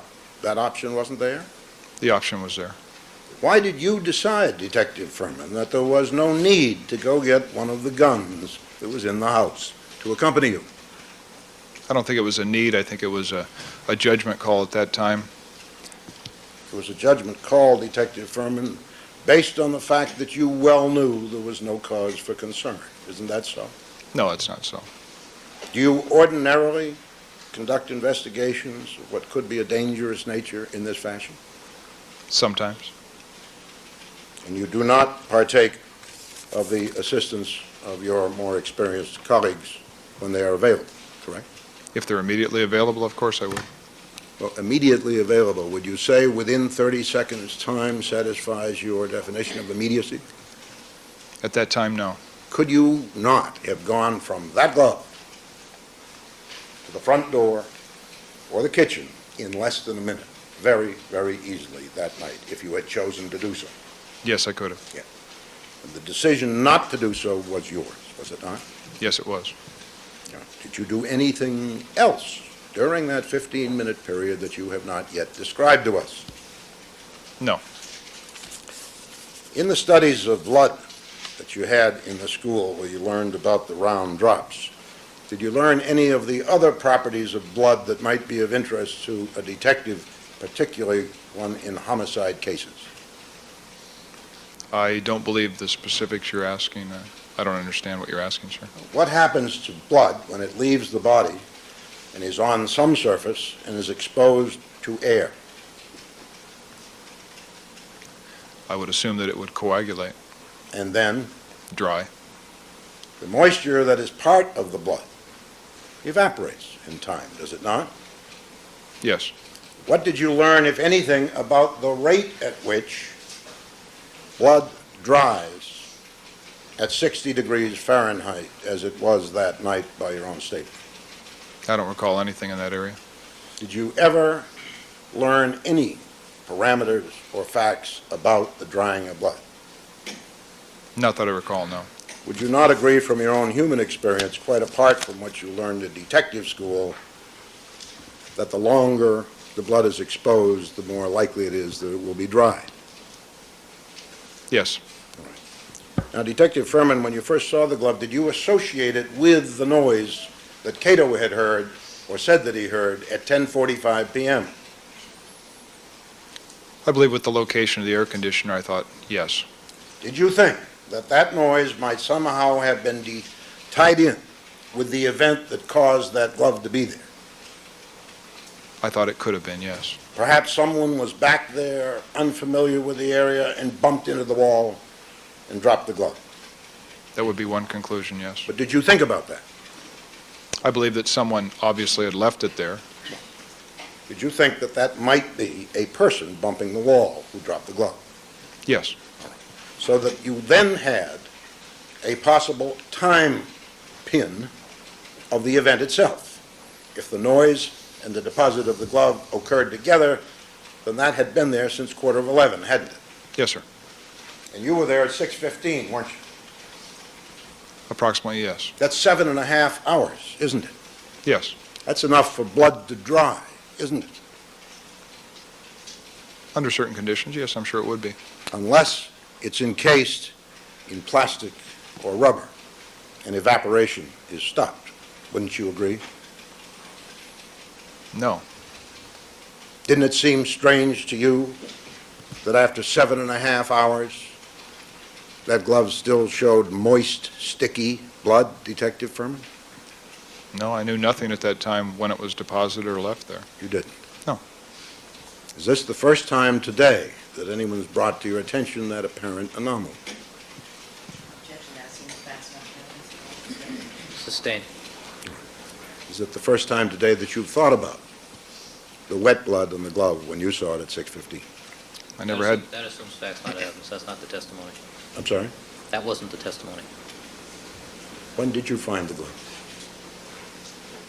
The glove on Rockingham? Yes. At approximately sometime between 6:05, 6:10, 6:15. All right. Now, is today the first time that anyone has brought to your attention the possible significance of the presence of moist or sticky blood on the glove at that time on that day? Yes. Okay. No one has ever discussed this with you before, I take it? No. Okay. Did you know, by the way, when you were back there for your 15-minute investigation, that you apparently missed a door that goes into the laundry room of the house? No. Are you learning for the first time today that such a door existed that morning? I have seen schematics that I believe there is a door somewhere between the garage and the air conditioner, but I did not remember seeing it at that time. All right. In other words, as you made your inquiry of the indentations, there may have been a door there that you never saw. Possibly, yes. Would it be fair to say that the 5 to 7 minute inquiry that you made in that area, including the electrical box, was somewhat cursory, Detective Furman? Absolutely, sir. Okay.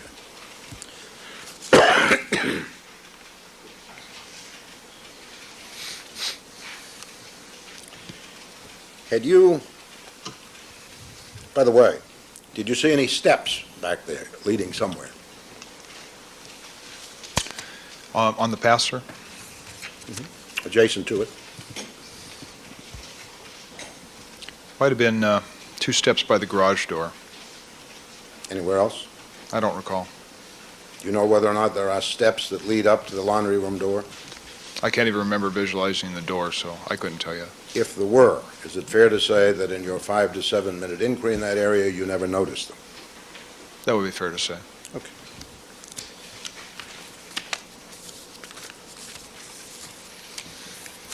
Now, my understanding is that at no time that night did you inquire as to the whereabouts of Mr. Simpson during the preceding 6 or 8 hours.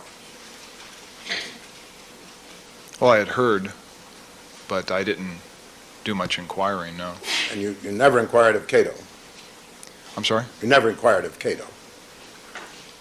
That morning or that afternoon? No, that morning. I never talked to Mr. Cato ever again. No, I'm talking about the time when you were in his bungalow questioning him. You never put the question to him about Mr. Simpson. I'm sorry, I don't understand. Mr. You don't? Simpson or what?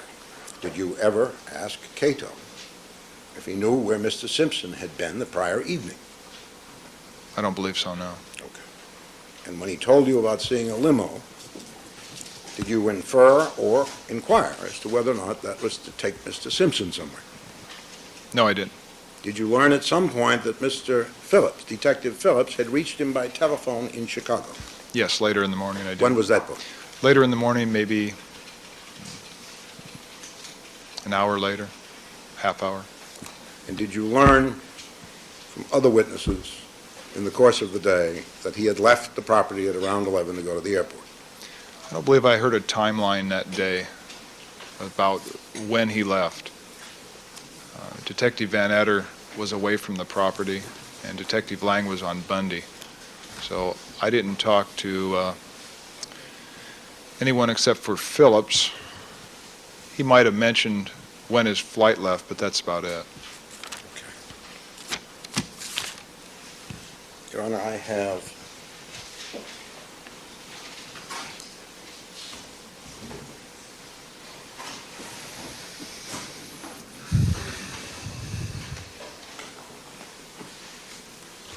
prepared for the convenience of counsel, the court, and the parties, 9 copies of the testimony of this witness at the preliminary hearing, and I'd like permission to have them passed out so that we can all follow the next phase of the cross-examination. May that be done? Yes.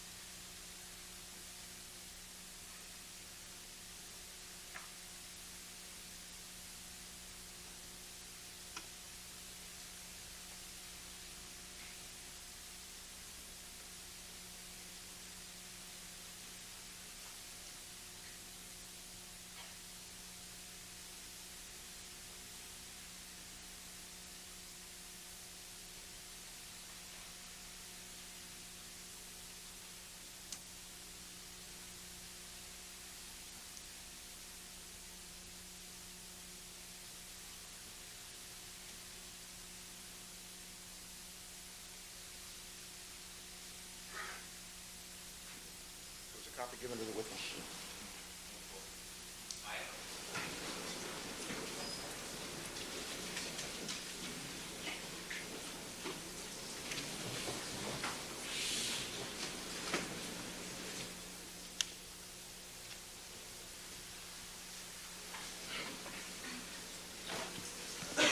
By the way, Detective Furman, before we turn to this earlier instance of testimony, two matters that I overlooked. One was, did you ever go to the second floor of the Simpson home looking for bleeding or otherwise troubled victims? No. Did any of your team, the four detectives, to your knowledge, go and inspect the balance of the house? I do not know. Was it not you who said to Detective Van Adder, we have an emergency here? There may be people bleeding to death inside. Yes. And once you got inside, you didn't go to see who might be bleeding to death on the second floor. Is that right? I didn't make entry at that time. Yesterday, you related some bloodstains that you saw at the bottom of the door of the Bronco. My understanding was it was on the sill, Yes, sir. and you claim that these marks, brush marks, I think you described them as, were visible with the door closed. Yes. It is your position that, in your presence at least, the Bronco was never opened or any of its doors or windows while you were there, right? That's correct. Okay. And you never saw anyone else do it? No, I did not. Did you at some point get to show criminalist Fung the location of the brush marks you have described? Yes, I did. Could you tell the court and jury when that occurred and who was present?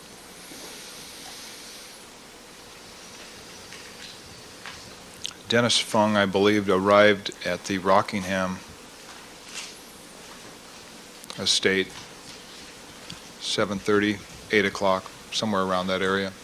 It was then that I showed him the items on the Bronco. You had come back from Bundy. Yes, sir. Did you take him out individually to the Bronco, point them out? Yes, I did. Was the door opened on this occasion by either of you? No. And you never saw that door open to this day, have you? No, I did not. Okay.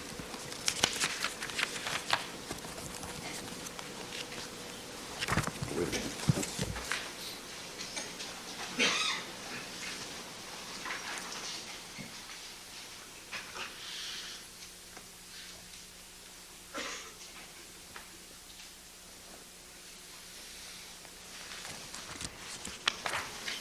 Detective Furman, a preliminary hearing in this case took place early in July, did it not? Yes, sir. And you testified both on July 5th and July 6th in response to questions by Ms. Clark and Dean Goldman for the defense. Yes. Several direct and several cross-examinations. You recall that? Yes, sir. And were you trying at that time, to the very best of your ability, to be accurate in each of your various utterances? Yes, I was. Okay.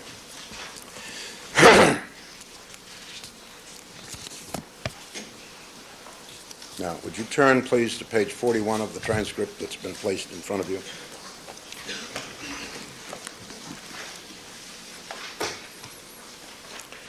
I ask you to look at line 14, where you were asked by Ms. Clark the nature of a certain conversation with Detective Van Adder while you were still without the premises.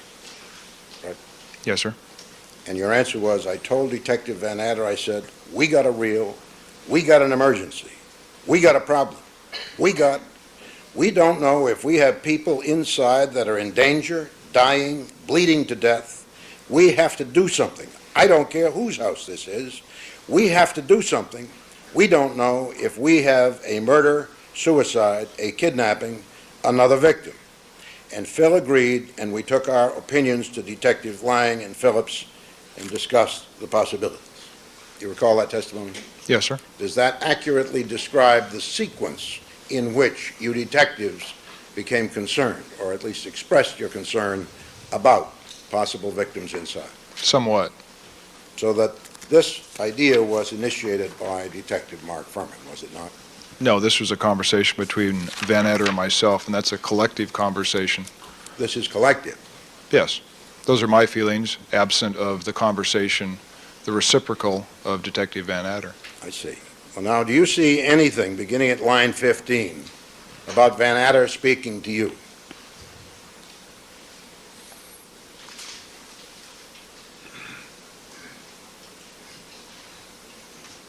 No, sir. And do you see that most of what I have just recited is in quotes and thus attributed by the court reporter to you talking about yourself? Do you notice that? Yes, sir. Okay. Now, is it not the fact that the first one to suggest an emergency and the need to do something right now was you? I don't know if it was me that first suggested it. Van Adder and I were both talking about it. I don't know how it came down exactly to that point. Okay. After authority had been obtained from the necessary brass, I think Commander Bushy, was it? To go in without a warrant. Commander Bush had no say in that, sir. Oh, he didn't? No. Van Adder didn't check with anyone? No. He made the decision? He made the decision. Okay. When he decided that you were right and it was necessary to go in, how were you elected to go over the wall? Objection, that mistake of testimony. Decided that he was right. Overruled. How were you elected to be the one to go over the wall? And Phil made a statement that we're going to have to go in. How are we going to do it? I said, well, I'll go over the wall. All right. You volunteered to do that in response to his query, how can we accomplish it, correct? Yes. All right.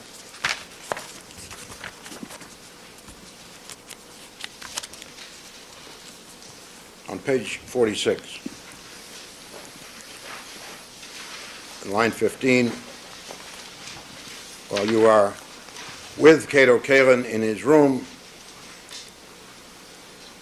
you say that you stayed because you didn't know who Mr. Kalin was, and I wasn't sure if he was even supposed to be there. I stayed with him and engaged him in a conversation about who he was and what he was doing there and a few other things. My question is that accurate? I believe so, yes. Did you determine that Cato Kalin, from talking to him, was a proper person to be in that house at that time? I never saw any identification as far as an address. He might have said he lives there or he stays there. Okay.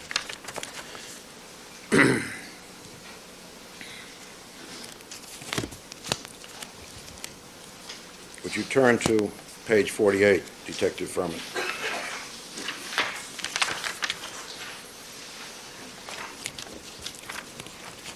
It's the latter part of a long answer, which goes almost 2 full pages.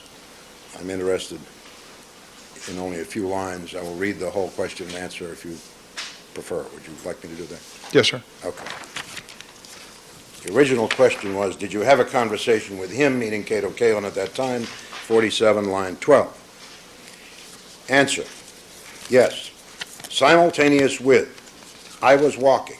I walked to the bathroom, which I couldn't see into from where I was standing at the doorway. I walked in just to make sure nobody was in there. And I opened up the closets to make sure no one was standing in the closets. I engaged him in conversation while I was doing that. I noticed a pile of clothes to the, if you were lying in the bed, it would be the right side.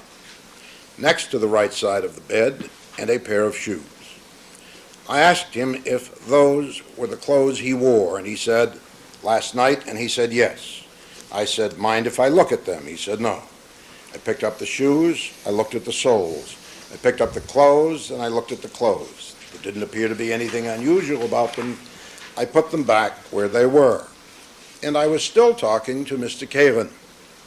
I asked him if there's anything unusual that happened that night.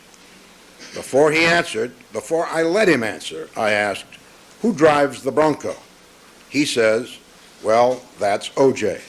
I said, "Is that all? Is that the only person that drives it?" And he goes, "Yeah." I asked him if there was anything unusual that happened the previous night.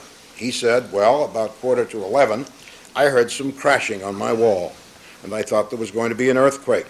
But that was only noise just one time, and my picture shook." And he pointed to a picture which was just to the west of his bed, which would be the far right of his room, looking into his room from the doorway. And then he said, "I went outside to see what was going on, and I saw a limo at the gate." Objections on the state's testimony.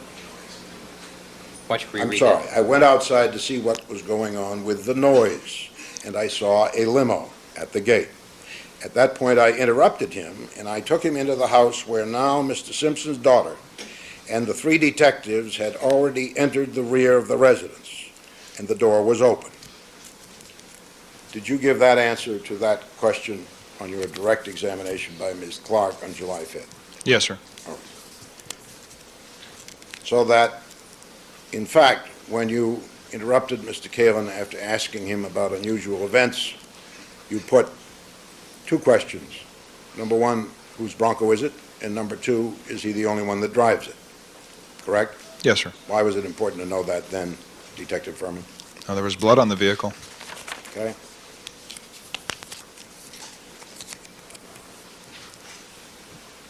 Now, I suggested to you some time ago that you directed Detective Van Adder to go in and interrogate Kalin, and you had some doubts about that. Doubts of my presence of mind? No, none at all. Doubts about whether you would give an order to a man as superior to you as the lead detective in this case.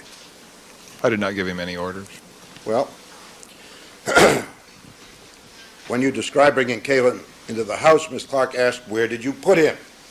And you said, "There's a bar inside that looks like a recreation room, a billiard room, and just to the right of that, as you're entering the rear of the residence, there's 4 or 5 bar stools."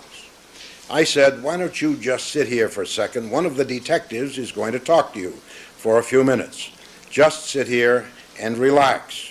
I continued towards the front of the residence, and right by the kitchen, I saw Detective Van Adder, and I told him, I says, "Talk to the man that was in the bungalow.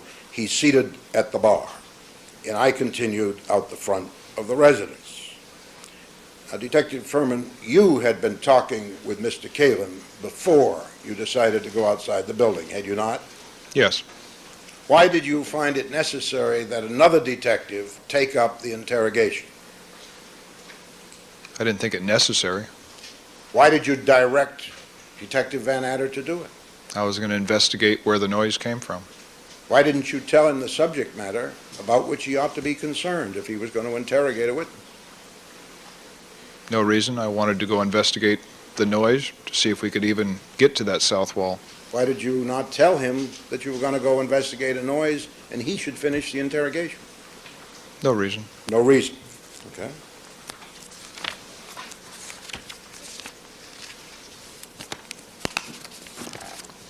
On that same page.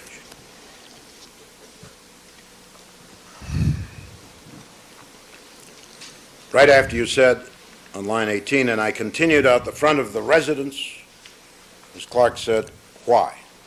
And your response was, "Well, I was. From the statement he made, the crashing sound, and the time that he heard it, combined with the blood in the Bronco, the way I was feeling is there is a possibility there could be another victim, a suspect, that had collapsed or escaped via that route on the southern border of the house." Do you read the answer in front of you? I do, sir. Do you agree that I have recited it correctly as it appears in the transcript? Yes. How did you know at that juncture, Detective Furman, that there was or would be blood in the Bronco? I didn't. Why did you use the word "in"? I'm not sure I did. Is this the first time it's been brought to your attention that you used the word "in"? It's the first time you've read it, but I never used the word "in" as far as saying there was blood in the Bronco. You didn't use the word "in." Is that I'm not correct? sure, sir, but I did not see any blood in the Bronco. If you used the word "in the Bronco" and it was unintentional, might that be, sir, a slip of the tongue? No, it might not. Might not. Unless it was a slip of the tongue, and if you in fact said it, you have no explanation whatsoever for that mistake. Is that the way you wish to leave it? No, I wish to leave to say that there was no blood that I observed inside the Bronco prior to going into the residence that morning. My question was, Detective Frum, if you did in fact say that one of the things that had you disturbed at that point was blood in the Bronco, and it wasn't a slip of the tongue, why would you have used that word? I didn't see any blood in the Bronco, sir. Why would you have used the word "in," Detective Furman, please? I told you I'm not sure I did. Well, there's a videotape of your testimony. Have you reviewed that recently? No, never have. Do you think that would help to determine whether or not the court reporter made this mistake or you did?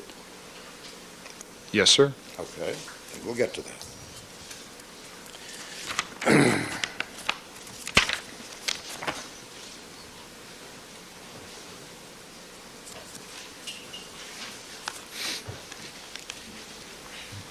On page 54, Detective Furman,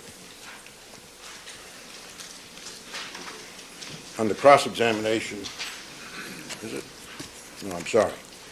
Toward the end of your direct examination by Ms. Clark, and after saying that you noticed the glove and identifying it in a photo marked for that hearing as D, I'll ask you whether or not you asked these questions and gave these answers. By Ms. Clark, when you saw that glove, did it have some significance to you? Answer, yes. It looked very similar to the glove that I observed on Bundy hours before. Question, and based on that observation, sir, what did you do? Answer, I looked at it a little closer. I noted that it did not match the terrain. What did you mean by that? It- I'm going to finish the answer. We request that it be read in its entirety. Sustained. All right, we'll come back to that, Detective. As you can see, there's a lot of dirt and leaves. This glove was not dirty in the least. It looked a little sticky and moist. 2 fingers were stuck to the glove. It looked like it was stuck there with some type of liquid. I didn't touch it. I went past the air conditioning duct that you can see in photo A, and as soon as I went past that air conditioning duct, looking for the person that might have dropped the glove, thinking that they were farther down the walkway, I ran into spider webs immediately. Do you recall giving that answer? Yes. All right. So I take it, it is true that your first step after seeing the glove was to go look for the person who dropped it. Yes. That's what you say here. Yes. And you expected that the person who dropped it would be a killer. I didn't know that, as we brought up before. What It did was- you expect? Objection, ask an answer. Overruled. But let him finish his answer before you ask him the next one, Mr. Bailey. Yes, Your Honor. What did you expect to find in the nature of the person who dropped the glove? I had no idea, sir. And that didn't cause you any apprehension for your safety. Yes, it did. Well, did you take any precautions? Yes. What did you do? I moved forward instead of backward. You moved forward in the direction of danger instead of backward away from the direction of danger, which was a precaution, as you viewed it? Yes, given someone my back would be far more hazardous than facing a threat straight on. I'm sorry.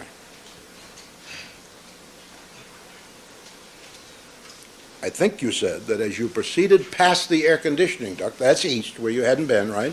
Yes. You did that looking for the person that might have dropped the glove. You said that, didn't you? Yes. Well, if that's the case, then the danger was in front of you, and your back was perfectly safe, wasn't it? If I turned around and went back west, it wouldn't be safe, sir. Oh, it was safer in your view to forge on and maybe encounter a killer than it was to get out of there. Is that right? That's correct. Okay. When you encountered the spider webs, did it occur to you that whoever dropped that glove had come the way you had come and gone back out the same way? It was possible, but I didn't know the condition that they were in when they left that glove. I'm not talking about any condition of a person. If there are spider webs across a passageway, the odds are fairly good that no one has run through there recently, true? Run, yes. Crawl, Or unknown. what? Did you see any marks on the ground indicating a human was crawling there? I saw no marks on the path. Okay. Oh, well,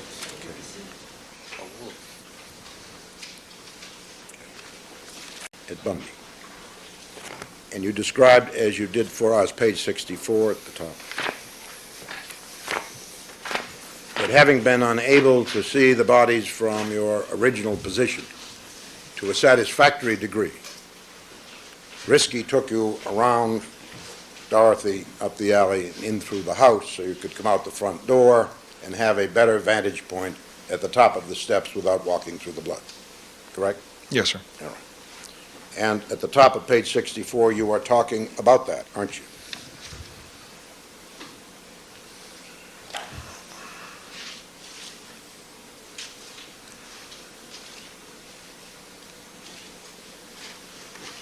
Yes, I am. Question, how far would you say you were from where the bodies were located? Answer, I was directly above the female victim, which was probably 3 feet. The male victim would have been 10 feet, 12 feet. Question, all right, and from that vantage point, you first observed the glove that you told us about? Answer, not first, no. Question, when did you first observe it? Answer, we had flashlights. We were looking at the female victim. We looked at the male victim. I noticed the glove when I walked around after I exited the residence the first time and walked around to the side, or the north side, north perimeter of Bundy, of 875 Bundy. There's an iron fence, and through that iron fence you can get very close to the male victim. And looking there, I could see them at his feet. Did you use the word them in your answer Yes, sir. on July 5th? Yes, sir. And was the last item to which them could have applied in your narrative the word glove? Singular, yes. I'm simply asking whether glove, line 14, was the item you were talking about just prior to saying, I saw them at his feet. Them, I was referring to the knit cap and the glove. Show me anywhere on that page where the knit cap is mentioned. Can you? That page, no. Okay. You see anything on the prior page, Detective Furman, about the knit cap? Do you want me to look at the prior page? Sure. I don't know how you can answer the question without looking. 63.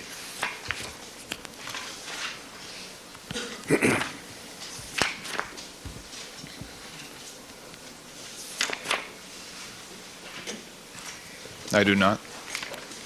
Okay.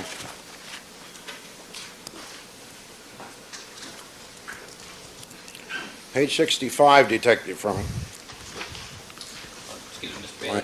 I'm sorry. Court reporter needs to change of paper. Okay.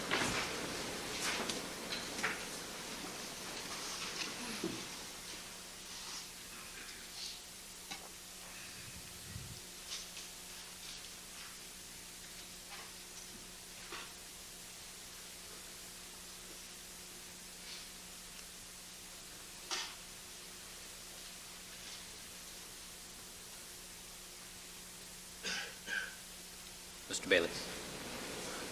How's that? Page 65, Detective Furman.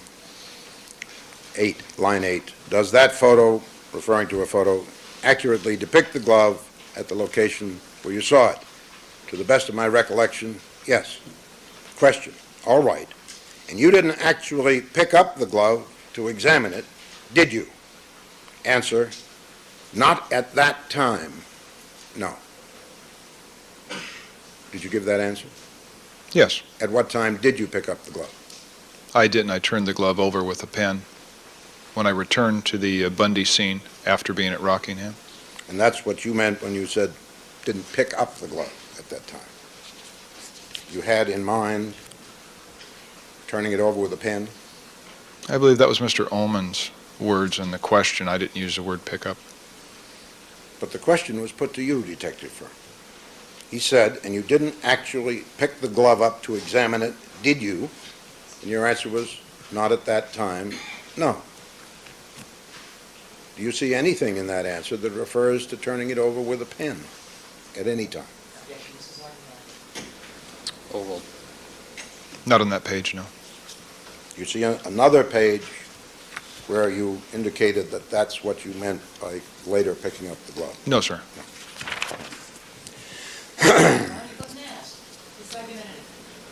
Overruled. Speaking objection, counsel.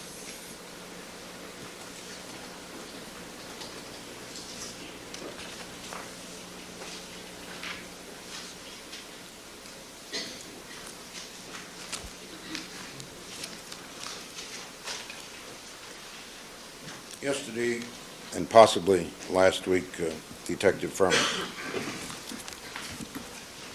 you indicated some uncertainty as to when you were notified that one of the victims was in fact the ex-wife of O.J. Simpson. Remember that? Yes, sir. You said you couldn't quite be sure when you thought that that was the fact. That the female victim was Nicole Brown Simpson? Yes, sir, I remember. As you sit there today, what is your best recollection as to when you decided or your superiors decided that this was Nicole Brown Simpson? What time of day? I would say on June 13th sometime, but I don't recollect when. 1, 2, 3 hours after you got there? I have no idea, sir. Is it fair to infer that if you went to notify Mr. Simpson that his wife was dead a little after 5, that you thought she was in fact dead, his ex-wife? I didn't go there at my direction, so I believe it was assumed, and I believe they were going there to find out anything about her or make a notification. Page 31, Detective Furman. Question by Ms. Clark at line 4. Were you aware, line 5, were you aware of who one of the, at least the female victim, was at that time? Answer, I was notified that. When I was notified at my residence at 1:05 that morning, I was told that one of the victims was the ex-wife of O.J. Simpson. Did you relay that information to Detective Van Adder? Answer, it was relayed, yes. Now, after you were told at 1:05 that Nicole Brown Simpson was dead, did you continue to doubt it? We had no indication, absolutely, that was the female victim. Did you challenge Mr. Phillips in any way when he told you she was dead? There was no challenge involved, sir. Did you question his assertion as to her identity? No. Did you ever question it? I don't think I would have jumped to the conclusion early into the investigation. You wouldn't have jumped to the conclusion of the identity of the victim, even though a detective who was your boss told you what it was? I didn't question it. Okay.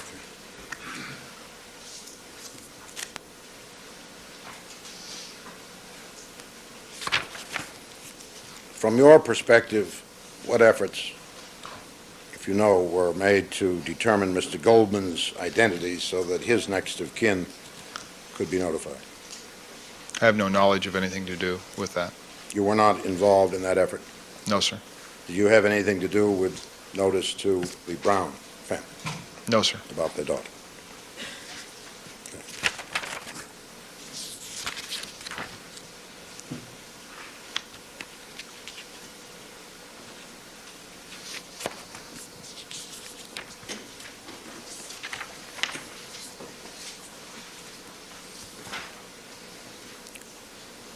When did you tell us yesterday that you learned where you were going on the trip to Rockingham? Was it when you were in the car with Phillips and he told you? There was some conversation if I knew the way up there. With I- whom? With I'm sorry. Phillips? Yes, sir. Okay, but were you already in the car? When we knew the purpose? Yes. Okay. Well, were you in the car when you knew where you were going? I think it was somewhat simultaneous with getting back to the front of the location and talking to Detective Phillips, Van Adder and Lang directing us to take us up there or something to that effect.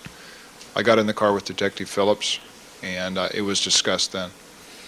Had you disclosed to either, any of the three detectives, as of the point you left for Rockingham, your prior involvement with the Simpsons?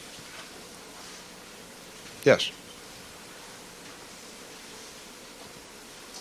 To whom did you describe it, and when? Detective Phillips. When? And Detective Phillips asked me if I knew how to get to the Simpson house or the Rockingham house. That was at 5 in the morning or after? I think it was a little before that. That you actually left for Rockingham before 5? No, we left at 5. You asked me what time the conversation took place. Slightly before 5, you disclosed to him that you'd had prior involvement. I said I'd been on a radio call there a long time ago. And up to that point, you said nothing about that prior involvement? No. Okay.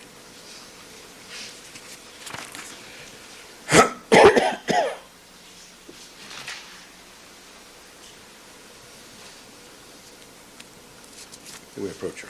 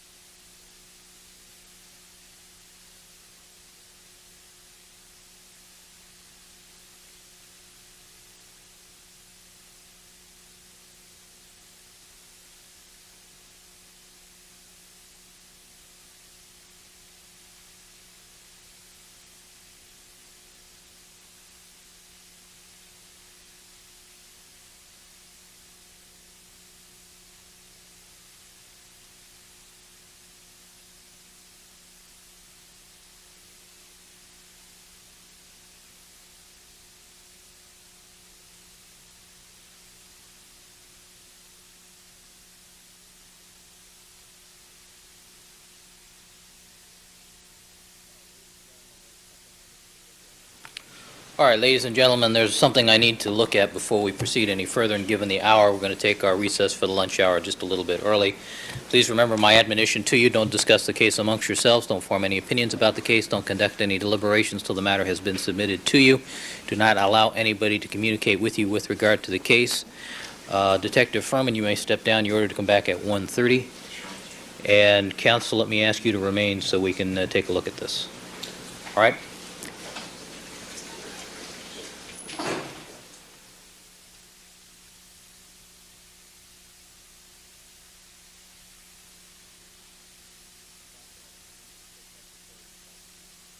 Counsel, anything we need to take up before we invite the jurors to join us? All right, Deputy McNair, let's have the jurors, please.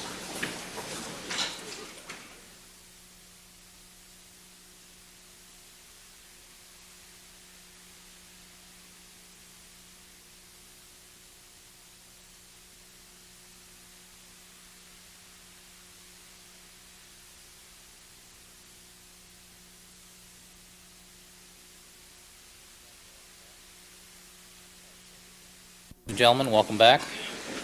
All right, Detective Furman, would you please resume the witness stand? All right, the record should reflect we've all been joined by our jury panel. Detective Mark Furman is still on the witness stand under cross-examination by Mr. Bailey. Good afternoon again, Detective Furman. Good afternoon, Your Honor. You're reminded you're still under oath. Mr. Bailey, you may continue. Detective Furman, in the course of your career as a patrolman and more recently as a detective, how many people would you say you have questioned with respect to criminal investigations? In the hundreds, sir, Hundreds. if not more. And has it been your experience that when you are questioning someone that is not being totally candid with you, their version of events may change from telling to telling? Is that your experience?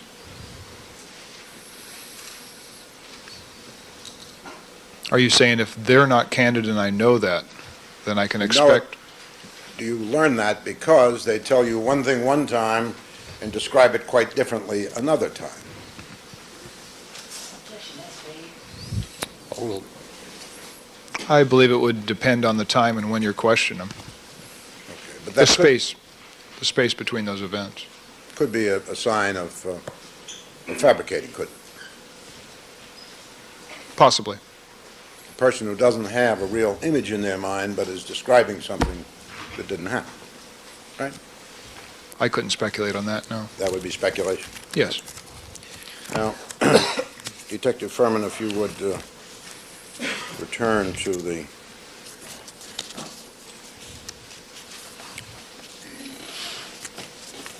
transcript, and if you would, look at page 21 of July 6th, which is toward the end, the third direct examination.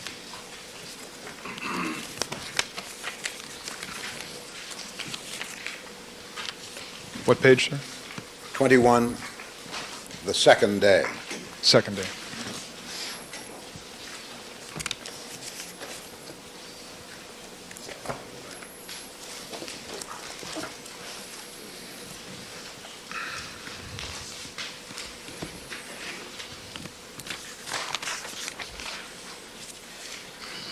In response to a question that began on 20 at line 24, all right, with respect to finding the glove, after you found the glove, what did you do? You saw the glove on the walk, then what did you do? You answered, I continued eastbound on the path that went to the rear of the property. And I spent, I'm not going to say a considerable amount of time, I'm going to say about 15 minutes, looking for a person that could have left that glove there, which indicated somebody was injured. I looked in all the places I believed a human could secret himself or collapse in that area, and then I returned to the front of the residence. And I assume the word secret was meant to be secrete. Yes. Okay. Now here you said that the appearance of the glove convinced you that you were looking for an injured person and not a killer. Would you tell us why that's so? Well, it could be one and the same. Could be one and the same. Yes. Well, is that what you meant when you said someone who was injured? Either a killer or a victim? Could be either one. Okay.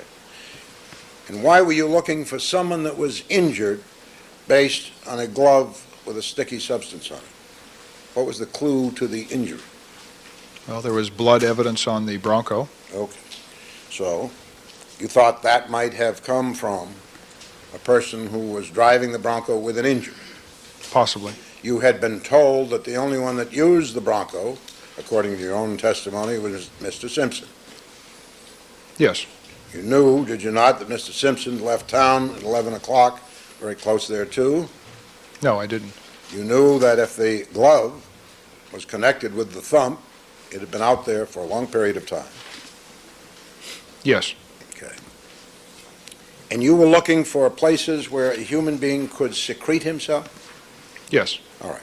So as I take it from your reading of this answer, you're looking for a killer who is injured, who is hiding and may have collapsed. Or a victim.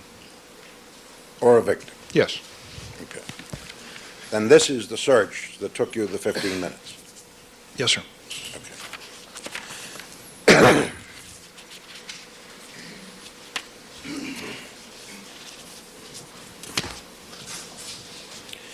Now, there was some question in your mind earlier today as to whether you had told Detective Van Adder and Lang about your thoughts when you took them down to see the glove. You recall that? I recall the question, yes. And you were unsure as to whether you had said anything to them when you were down at the scene of the glove. Yeah, I don't recall if I did, no. Okay. Would you look page 22, next one over. Line 20. So then, after taking Detective Phillips down to that area and describing everything that you saw, who did you take next? Detective Van Adder. And did you do the same thing with him? Yes, exactly the same thing. Does that tell you that you, in fact, gave Van Adder all of the detail you had just given Phillips? No, I don't think verbal. I would.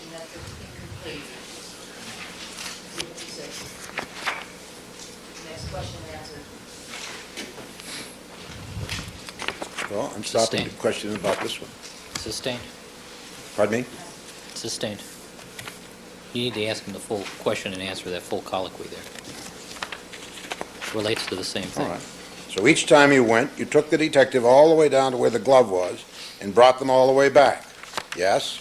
And then did the same with Detective Lang. Yes? Did you take any of the detectives all the way back to the area behind Arnell's room that you described going to yourself earlier? I don't believe so. I described to Detective Phillips, I'm almost positive I did to both the other detectives. I scooted under the air conditioner. Now back to my question. When you said exactly the same to Van Adder as to Phillips, did you mean that you said the same things to him? Objection. Counsel is still under 356 cutting off. Wait. 356, correct? All right, overruled. Would you ask that question again, please? Yes, when you used the word exactly to describe your tour with Van Adder, did that mean it was essentially exactly the same as the tour with Phillips? Complete I don't- conversation. I'm not sure I would have meant the verbiage, but describing where I walked, what I saw, what I sensed, yes. In other words, you may have said essentially the same thing without using exactly the same words. No, I didn't say that. Is that what you meant? No. All right, what does exactly mean to you, Detective?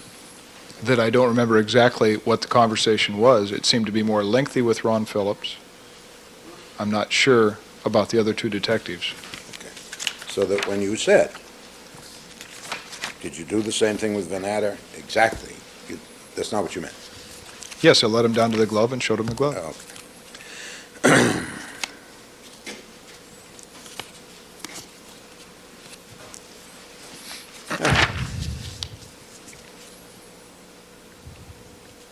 After taking the detectives to view this glove, you went out to the front of the house and you just stood there, correct? For a few moments, yes. Now, was it at that point that Detective Van Adder announced that this was now a crime scene, or was it later in the day, as you told us earlier? I think there was discussion at that point, but at about that time, we were sent back to Bundy, Detective Phillips and myself.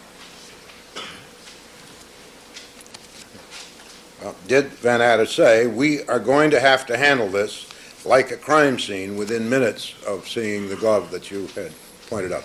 Yes, but I think that's different than this is now a crime scene. Oh, I see. He was speculating about a future decision he thought he might make. Was that your understanding? Yes.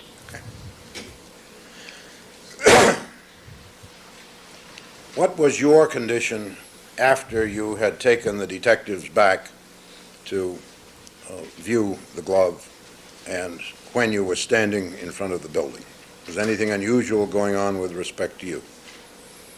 I think there was somewhat of an adrenaline rush that I experienced when I was in the rear, and I believe when I was in front of the house, I started realizing that this could have been a match to the glove on Bundy. When you came out after taking all three detectives down there and telling them it was a match, you suddenly realized that it could be a match? I didn't tell them it was a match. I got their opinion. And when they had the same opinion, Didn't you discuss with each detective in turn the fact that this glove looked like a match on Bundy? I'm sure Detective Phillips, I'm not sure on Van Adder and Lang. Okay. Then why do you tell us that you are now, after these tours are over, suddenly realizing that there may be a connection and thus experiencing a rush of adrenaline? No, I was coming down from the adrenaline When did this rush start? when I was going east on the path. Okay.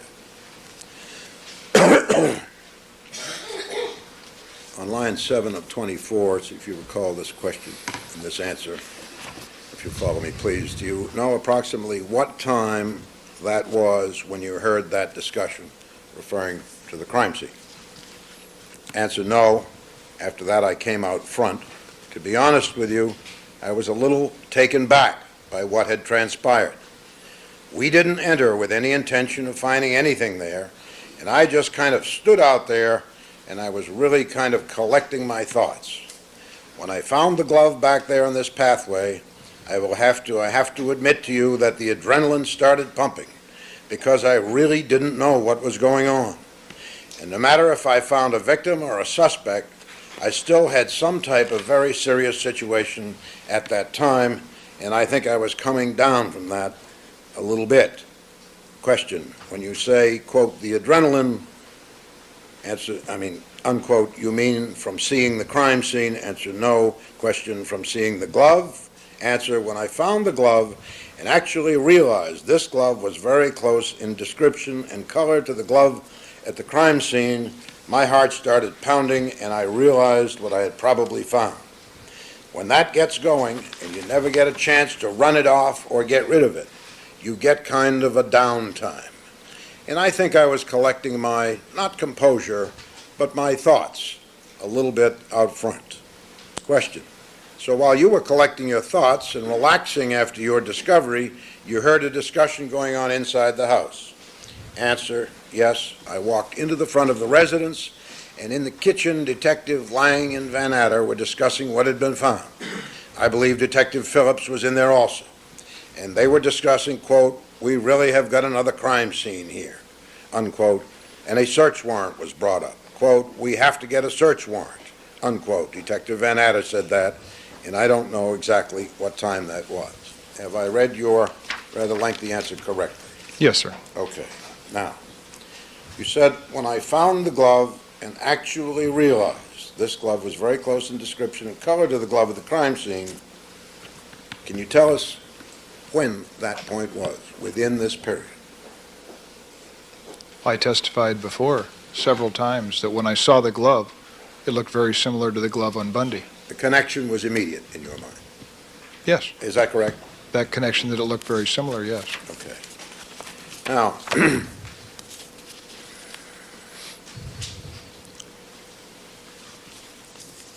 on page 26, Detective Furman,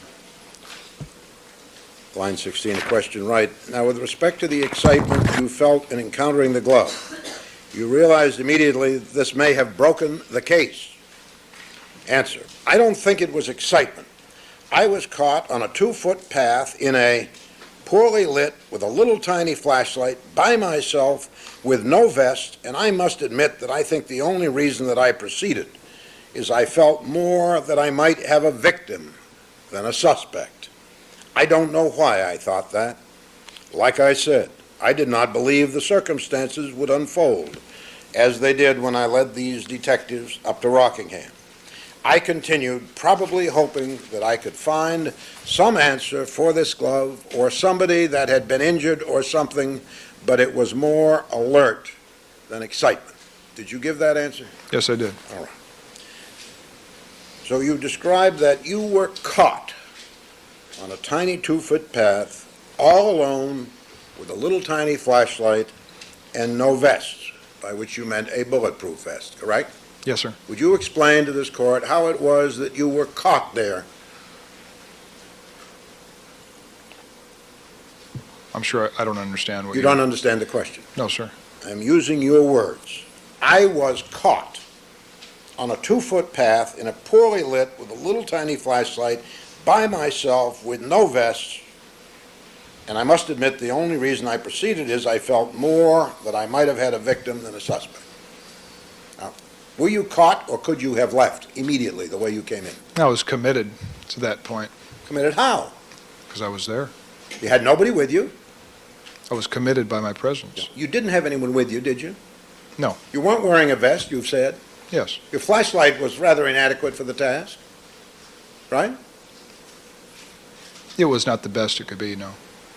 But you comforted yourself that you could proceed despite these deficiencies because you thought you would find a victim rather than a suspect. I was concerned with that, yes. Tell the court, if you can, why the presence of the other murder glove from Bundy made you think that you were about to encounter a victim, Detective Frum. Because I didn't have anything to believe that there was a suspect there other than the bloody glove. You realize that you have told us earlier and testified under oath earlier Yes. that the bloody glove made you think you would find a suspect, Or a victim. but by far the more likely a suspect, you said, did you not? Yes. But here you said on your oath the only reason you proceeded unarmed and alone, or at least without a vest and alone, was because you didn't expect to find a suspect. You said that, didn't you? Yes, I did. Overruled. Does that mean that you did not think that you would be in danger if you proceeded eastbound through the cobwebby path, because whoever you would find would be hurt and not dangerous? I don't believe that there was no feeling of danger, no. But you did say, I must admit, I think the only reason I proceeded is I felt more that I might have had a victim than a suspect. Maybe that was a hope. You now say that was a hope and not a thought. No, I'm saying maybe that was a hope. My presence of mind then and at the prelim. You recall that yesterday we talked about your visit to what we have called the fence that is on the border of the two properties, 873 and 875. Yes. Okay? You called it, I believe, the north border. At the north border of the residence to the south, yes. Okay. When you described this experience yesterday, you told us that you were standing, having been relieved, waiting for your replacement at the intersection of Dorothy and Bundy. Correct? We're talking at the Bundy location now? Yes. Oh, yes, sir. The north residence That from Bundy. Lieutenant Spangler, your ultimate boss in the Bureau of Detectives, came and brought you up to the fence where Goldman's body was crumpled, Yes, without going through the tape or under it. that's correct. There was no tape beyond that end of the fence, was there? No, that residence was not taped off in the front. You were able to walk in a little walkway next to the dividing line, Yes, but outside the fence. yes, And there, Lieutenant Spangler, having invited you to take a look, you examined Goldman's body and found a laceration. that was observed by Lieutenant Spangler. But you saw it too, Oh, yes, sir. and you thought it was a tear. I used the word laceration. And when I asked you to describe it further, did you not say it was torn? No, I said laceration is tearing, it's not an incision. In any event. And when I asked you if there was anything else that you saw at that point, you said no, didn't you? Yes, Now, on July 5th, at page 64, which we have reviewed, when you described the same incident, there is no mention whatsoever of your having been relieved, is there? Page 64, Detective Furman. you're going to have to give me a line, sir. Okay. Starting at the top, just reading to yourself, so that you can locate yourself, as you did this morning, on the steps, looking down at the female victim, and not being able to clearly see the male victim. That's correct. Okay. You said then, line 14, 12, we had flashlights, we were looking at the female victim, we looked at the male victim, you're still in the steps, right? Yes, You said, I noticed the glove when I walked around to thee after I exited the residence the first time and walked around to the side on the north side, north perimeter of 875 Bundy. There's an iron fence, and through that iron fence, you can get a very close look at the male victim. No. Read it Can again. get very close to the male victim. Read the sorry. whole sentence again. And looking there, I could see them down at his feet. Wait, We read that wait, earlier. wait. Read it again. Okay. There's an iron fence, and through that iron fence, you can get very close to the male victim. And looking there, I could see them down at his feet.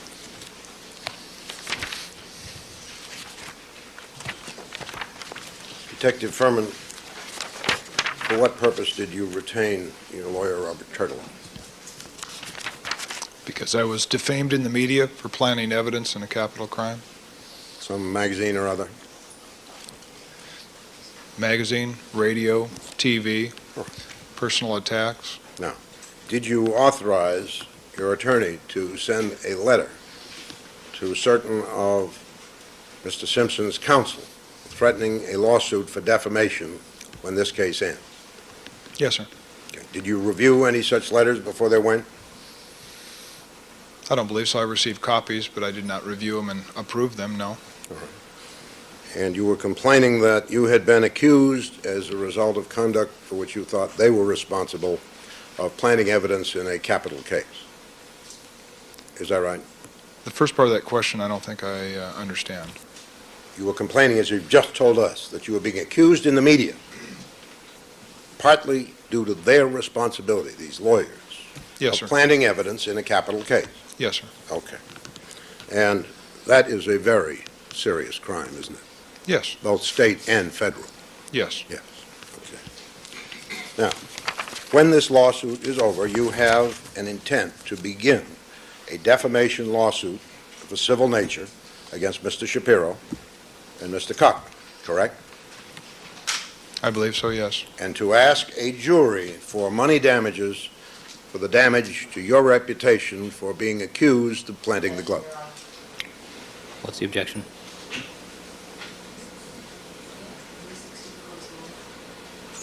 No, That's as far as I'm going. it's the nature of the lawsuit, counsel. Overruled. Is that not your intent? Yes, sir. Now, in addition to that, have you sought to obtain money in any other fashion due to your connection in this case? No. Did you authorize Mr. Tortolo to send a letter to various police departments asking for contributions to Mark Furman? I believe he started a defense fund, yes. Well, the letter which went to police said Mark Furman needs help, didn't it? There's nothing to do with lawsuit. That's what it said, isn't it? I believe something to that effect. One of yes. the purposes for which the letter said you needed help was to pay Bob Turtolo $100,000 for advising you, wasn't it? I don't recall any part of that letter. Have you ever seen it? I don't believe I've seen anything that says that. Has it no. ever been read to you? I don't believe so. I don't recall $100,000 to advise me. Well, $100,000 for fees. Do you remember that part? No, I don't, sir. Do you remember any amount that was suggested in the letter of solicitation to help Mark Furman?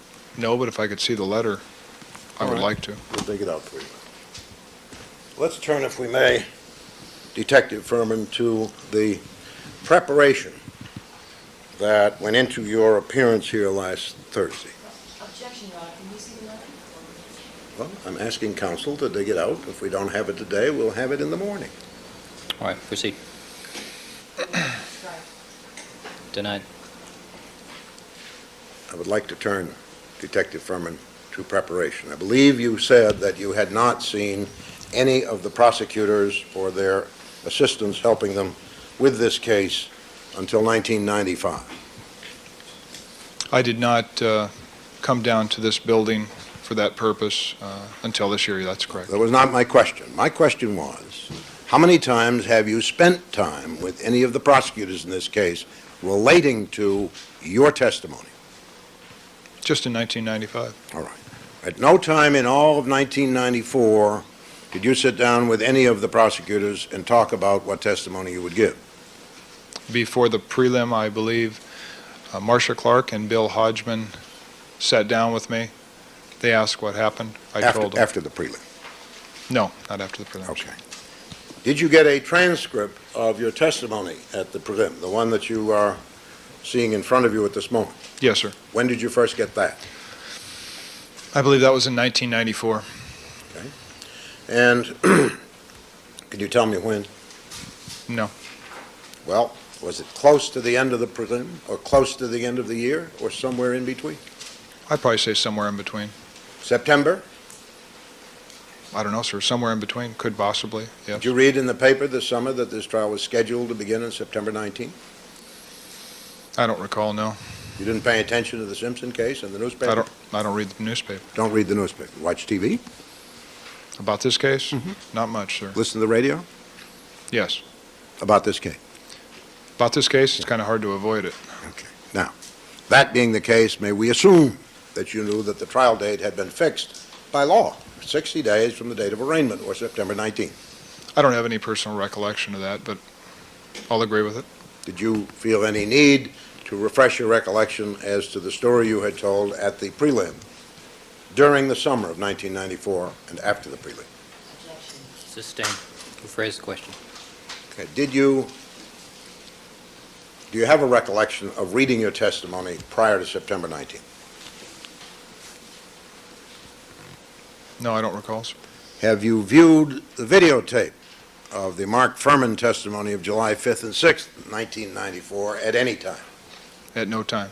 At other than the snippet that we just looked at a few minutes ago, you've seen no videotapes? No. Okay. Now, how about the other witnesses who testified at the prelim? Have you read any of their testimony? None. Have you watched any videotapes as to what they said? No. Were you watching at the time that they were testifying? No. None of them, No, sir. at any time? No. Okay.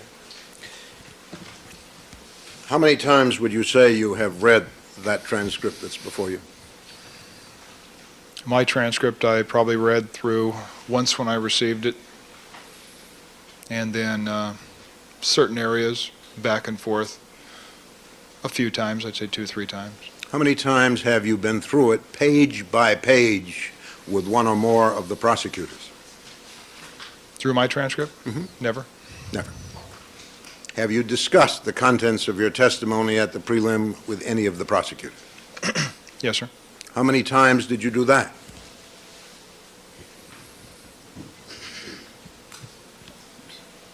With the contents of what was testified to at the prelim without the transcript, probably twice.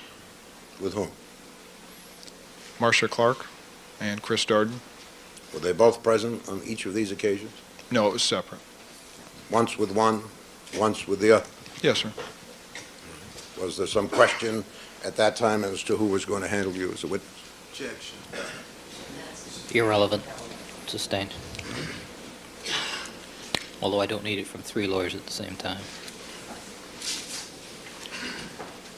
How many total times have you met with either Mr. Darden, Ms. Clark, or anyone else in the prosecution team in connection with your testimony?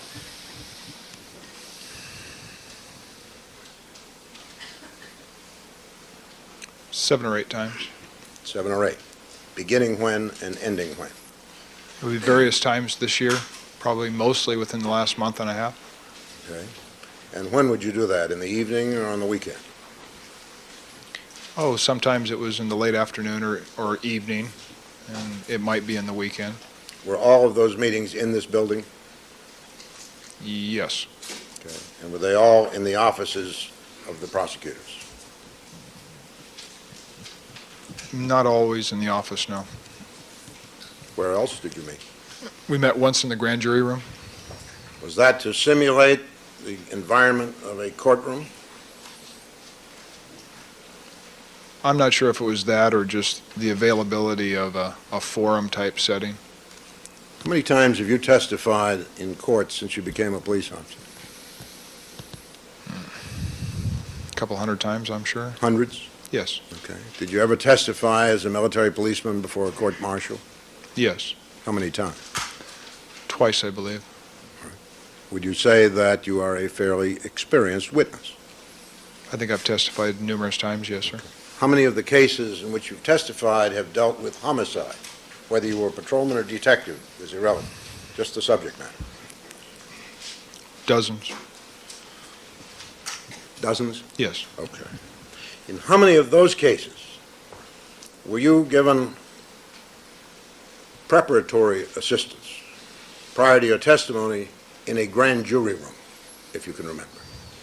Never in a grand jury room. This was a first. Yes. Was it explained to you why the offices which had been available on the other occasions were not available that compelled you to go into the grand jury room? It was not explained, no. Where did you sit while you were discussing your testimony?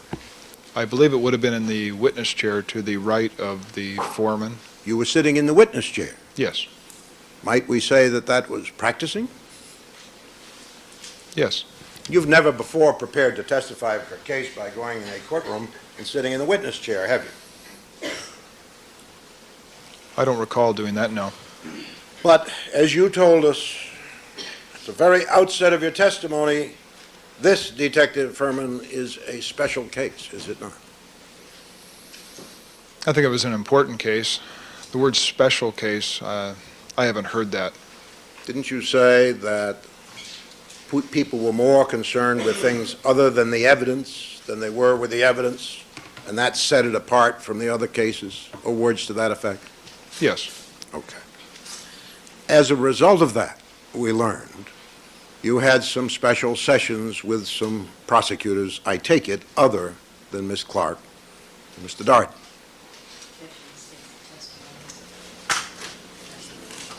Sustained. Phrase question. How many people were present in the grand jury? Overruled. 7, 8. 7. 7 or 8. How many were lawyers, if you know? 4 or 5. How many questioned you?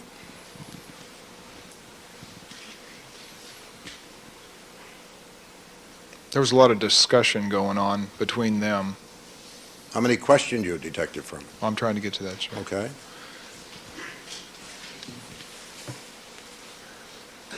Two, maybe 3. You remember who they were? Yes. Mr. Darden, Mr. White, Mr. White. Could you help us with Yes. that one? Terry White, Harry White. and I believe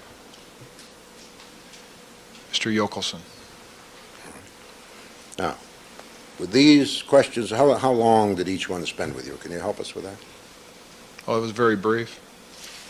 There would be a question or a comment, and that would be it. Was there any record made of this experience, such as tape, audio tape, court reporter, notes, if you know? I know, and there wasn't. Okay.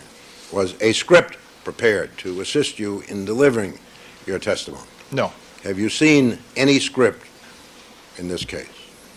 A script? Yes. Q&A. I've seen questions that might be asked, but I don't have those now. With whom did you review lists of questions that might be asked? I didn't review those with anyone. There's questions that were asked, and they were written down, but I don't have a copy of those. All right, but at some time prior to coming to this courtroom, did you see a written list of questions that you anticipated would be asked? No. Have you ever seen a written list of questions that pertains to your testimony? I've seen questions that people were taking notes of, but as far as a list that this is what we're going to ask you, no. What did you mean a moment ago when you said you've seen a list of questions? Well, people are reading questions or talking or discussing in front of me or with me. Are you looking at questions written on a piece of paper at this time? No. Or assuming that they're written on paper because somebody's reading? Well, I can see that there's writing, Okay. and they're making notations in writing. Now, when you were examined by the 3 lawyers you have named,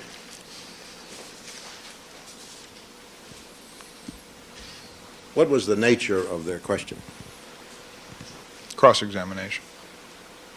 These were leading questions and suggestive questions. I don't think I know what you mean by that, sir. A leading question is a question that suggests the answer. For instance, you are Mark Furman, not what is your name. You understand No. the difference? I understand the difference, but no, they weren't. Were any of the questions abusive? I don't know if I... Insulting? No. Nasty? No. What were you told was the purpose of this exercise? To prepare me for cross-examination. Okay. And what were you to guard against in cross-examination that this preparation would facilitate? I don't think I was told...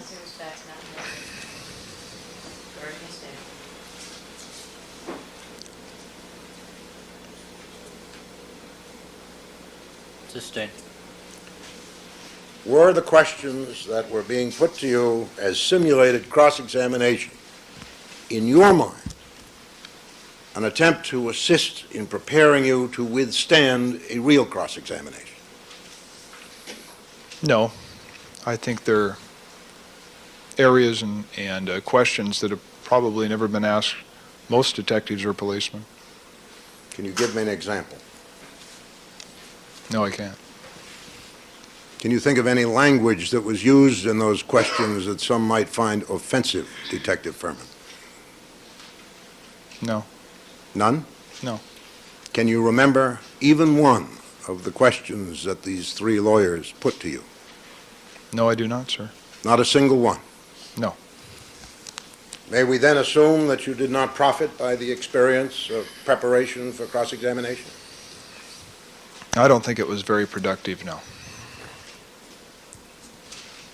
Was there any effort on your part to reach certain goals as a result of this training session? I don't understand that question, sir. Did you start out, before the lawyers started in on you with their questions, with an objective in mind, something you wanted to achieve that would make you a better witness? No. Do not. No. Did they describe for you any objective that they had in mind that you should reach in order to be a better witness? I don't recall they did, no. When did this take place?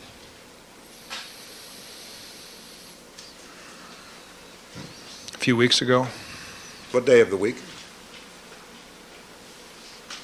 I want to say it was a Saturday or a Sunday. The weekend, wasn't it? Yes, I'd probably go on Okay. Sunday. And who are the people there that you have not named, if you know? I don't know a lot of the people by name.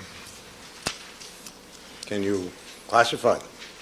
Well, I know, the ones I do know by name was Mr. Yokelson, Mr. Darden, Miss Lewis, Mr. White, Mr. Yokelson. You named him. Yes. I'm Okay, just that's going through, four. I'm going through all of them. Okay. Mr. Runyon, and I don't know the names of a lot of the other people that were there, or the rest of the Were people. they detectives or lawyers, if you know? I'm not sure. I didn't know the status of some of the people. Were they participating in the discussion? I don't believe they were, no. Were they suggesting questions, if you remember? No. They appeared to be observers. Right now, Detective Furman, this is a one and only in your experience as a witness, isn't it? Excuse me, sir? This grand jury adventure, where you were given trial cross-examinations by three different lawyers, that's the only time in your career that's ever happened, isn't it? Yes. Did they tell you there was something that they were trying to prevent from happening in your cross-examination? No. Has that ever been discussed? Prevent? No. Well, we were told right at the outset of your testimony that you had had the special training. Is there anything more that you can tell us about what you did or what they did? They were discussing a lot of things between themselves, and it lasted 20 or 30 minutes, and it wasn't very productive. I didn't get much out of it. Was any of it designed to help you keep your temper? If you know. No. Was not? No. Was any of it designed to help you to avoid the use of certain language? If you know. No. Was not? No. It sounds as if you really don't have any idea what the purpose was. Is that a fair statement? No, it was for cross-examination, but it was very casual. I was eating a submarine sandwich at the same time the discussions were going on. I take it this was less than blistering, this cross-examination that permitted you to munch away on a submarine. Yes, as I said, it was a discussion between the attorneys, and Sounds more like a luncheon. Mr. Bailey, you really do need to let him finish the Yes, question. Your Honor. And the answer. Can you tell me, just yes or no, were any racial slurs used in that experience that day? No, they weren't. Not a single one? No. Didn't hear one spoken all day in the room? No. Okay. Can you then relate this grand jury room session to what you were trying to explain to us at the outset of your direct examination? I think the attorneys were concerned with cross-examination of myself, and there was discussion and somewhat of meeting of minds and hoping that we could prepare me for cross-examination. I don't think it achieved those goals. But you said, Detective Furman, that your concerns had nothing to do with the crime scene or the murder. They were something else. Yes. All right. What were the concerns, Detective Furman? Well, there's been numerous motions to bring in irrelevant evidence into this trial. Irrelevant evidence, Yes, sir. such as?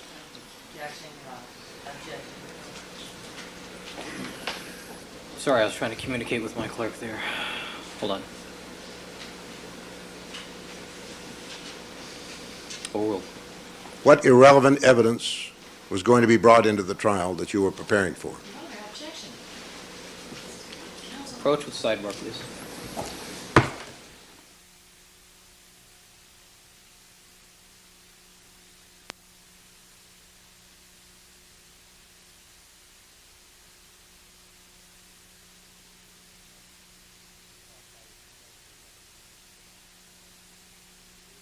Room. All parties are present. Detective Furman is still on the stand. Mr. Bailey, the question you asked was what irrelevant evidence was going to be brought into the trial that you were preparing for. Is that correct? Yes, and may I respectfully point out, Your Honor, that that question was triggered by the witness' prior answer, that the preparation was connected with irrelevant material that he'd heard offered in court. All right. Okay. Now, Courts are always wary of things that are irrelevant. when decided by witnesses that they're irrelevant. All right, let's see what the answer to this question is going to be. Detective Furman, what events did you have in mind when you spoke of irrelevant occurrences that you feared might be brought into court? Kathleen Bell? All right, and you say that that's irrelevant, Yes. even though you knew that the judge ruled that it could be relevant, did you not? I object to that. Overruled. No, Mr. Bailey, I'm not interested in this other business. I'm interested in what irrelevant incidents we're talking about. The rest of it will come later. Okay. Did this fear strike you before or after you read about certain rulings by the court in January? Mr. Bailey, the only thing I'm interested in is what irrelevant, Okay. what items, what issues, what events Detective Furman thought were irrelevant that he was prepared for. Fine. Do you understand the question as framed by the court? Yes, sir. Can you answer it? Yes. It's still Kathleen Bell. Had you any concern about any other individuals under the umbrella of irrelevant that might find their way to the trial? No. That's what I was afraid, that we were going to get something beyond Kathleen Bell. Apparently not. That's an issue that we're familiar with, the jury's familiar with at this point. Anything else? I told the jury I'd give them enough for a comfort break.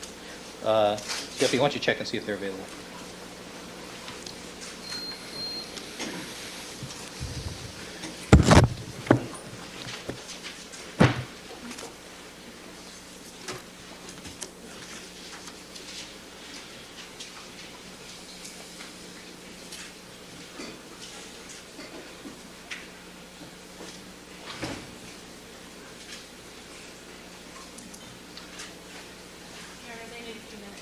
Okay.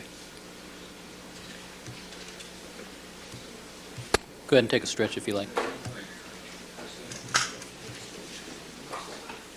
All right, let's keep it quiet in the courtroom. We're going to await the jurors' availability.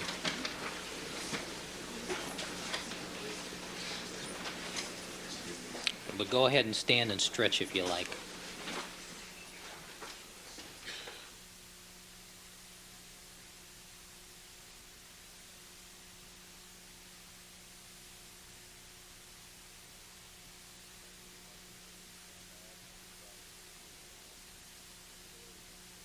Record reflect, we've been rejoined by all the members of our jury panel.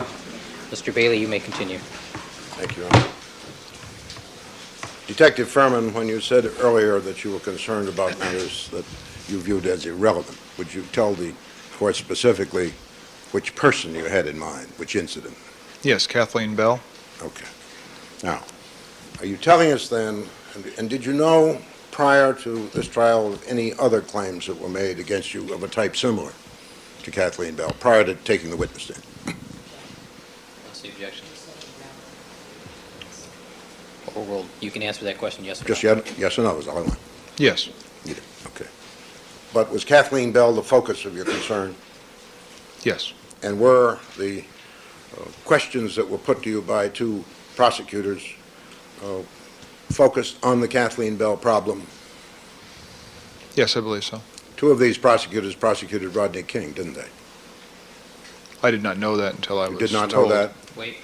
Let him finish the answer, Mr. Sorry, Your Honor. I had known that Terry White was, but I didn't recognize Mr. Yochelsson's name. All right. In any event, that was the purpose of the exercise, the Bell problem, and you did not feel that it was productive, correct? I didn't feel it was really a useful exercise, no. Okay. And you still don't know what their objective was in doing this, is that right? Well, I assumed it was preparation. Preparation for what? Cross-examination, sir. About Kathleen Bell? Yes. About certain language that some find offensive? Yes. Okay. And your concern about that, then, is what led to this tripartite simulated cross-examination, correct? Sustained. Calls for facts, not evidence. It's speculation as well. Free lawyer cross-examination in the grand jury room, correct? Yes. Now, do you recall on Thursday when you took the stand that almost immediately at the outset of your testimony, Ms. Clark displayed for you a part of a copy of a letter that had been sent by Kathleen Bell to Johnny Cochran sometime in 1994. Yes, I did. Had you ever looked at the entire letter rather than just that part? No, sir. Had you ever seen that letter before you came into this courtroom? No. Had you ever reviewed its contents with anyone before you came into this courtroom? No. Did you have any idea that Ms. Clark was going to begin your testimony by throwing the Bell letter up on the screen? I knew the contents, but I had never read the letter. No. Did you have any idea that your testimony would begin by putting the accusations of Kathleen Bell up on the screen? No, I didn't. Was that a surprise to you when she did that? The letter, yes. Was it a surprise to you when she developed in your testimony that you had had some practice sessions somewhere? That wasn't a surprise, but I didn't know how it would be phrased. Okay. Now, Your Honor, I have 102, People's 102, I guess it is. You start at the top of the Elmo, Mr. Harris. And tell me right at the top of the letter, not that page, please, top of the letter.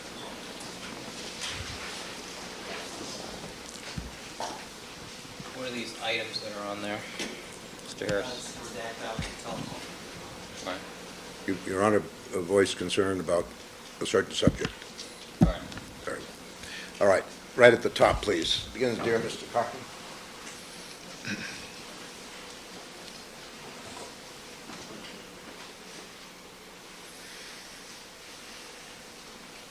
All right. My understanding is, Detective Furman, you have never held in your hand a piece of paper on which these words are written. You've only discussed it. That's correct.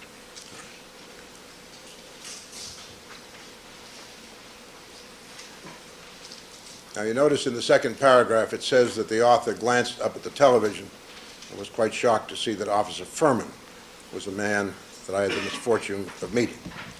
You were on television prior to this summer in connection with this case, were you not? Yes. And your testimony as a witness, you learned, was quite widely watched in this state and others, did you not? Yes. Okay. You notice that the author says that she has left a message on Mr. Cochran's answering service. Yes. Okay. Next paragraph, Mr. Harris. Between 1985 and 1986, she says she worked as a real estate agent in Redondo Beach for Century 21 Bob Maher Realty, now out of business, period. Number one, when you were at the recruiting station, did you become acquainted with a Century 21 real estate office located proximate to the recruiting station?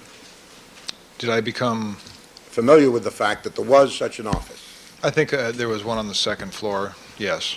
Did you have to go through the office to get to it, or were there separate stairs? I don't remember that at all. Was there a coffee shop close by to these two offices? A coffee shop in that small shopping area? Yeah. Not that I remember, no. You don't. Okay. Did you ever determine whether or not in 1985 and 6 a Kathleen Bell had been employed at the office described in the letter? Confirm that she had been employed there? No. I never knew a Kathleen Bell, No. but no. Did you ever make inquiry after you learned of this letter to find out whether there was a Kathleen Bell employed, as she says, at that time at the Century 21 office? I did not. Did you cause your lawyer, Mr. Turtleow, to do that? No, I didn't. And did you cause your investigator, Mr. Pelicano, to do that? No. It's Pelicano, you know how it's pronounced. Pelicano? We all know how it's pronounced. I see. All right. Did you cause him to do that? No. To this day, do you know whether or not that part of the claim is truthful, that she worked at Century 21 in 85 and 86? Yes, I know that she does. Okay. Or did, I'm sorry. Do you know whether or not she was known to the Marines that you met when you went to the recruiting station on several occasions?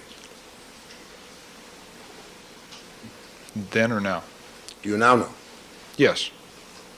And the fact is, she was known to them, correct? Yes. All right. Overruled. And you say that on one occasion, a woman whose description you cannot dredge up in any detail may have been in the office, and you're unable to say whether or not that was or was not Kathleen Bell. Is that correct? That's correct. All right, next paragraph.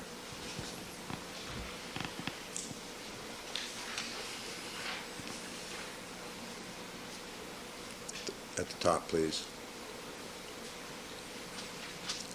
In 1985 or 86, were you a police officer in Westwood?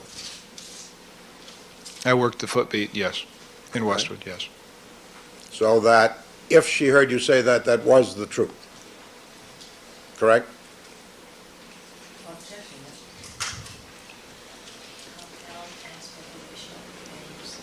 Speculation sustained.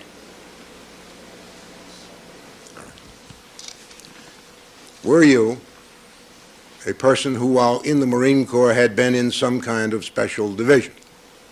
No. All right. Did you serve in Vietnam at all? Not in country, no. Not in country? I was on a ship. Okay. But it was called being stationed in Vietnam, right? Yes, sir. Okay. Did you say, while in the recruiting station, at any time during those years, that when you see a nigger driving with a white woman, you pull them over? No. Do you recall anyone asking you, if you didn't have a reason to pull them over, what would you do? I don't recall anybody ever asking me that question, sir. Did you ever make the statement that if you needed a reason, you would find one? No. Okay. Next paragraph.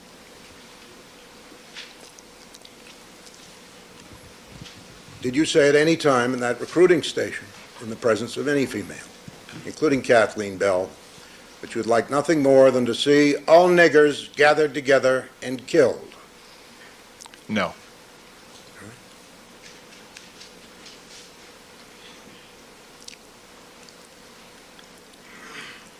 Are you aware, bottom of the page, of any complaint that was brought to the LAPD by this individual? I am not aware of any investigation, no. But you are aware that she has appeared on public television and made essentially these same claims, correct? Yes. Have you started any lawsuits against her? No. Have you brought claim against her for defamation? No. I see. All right. Now, you told us yesterday that you do not know, as I understand it, an Andrea Terry. That's correct. Can you recall at any time a blonde woman suggesting that she had an attractive but tall friend? No.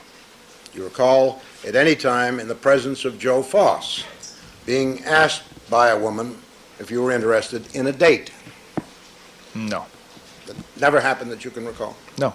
Is it the kind of thing that you would remember if it had occurred, being asked for a date in the presence of Joe Foss?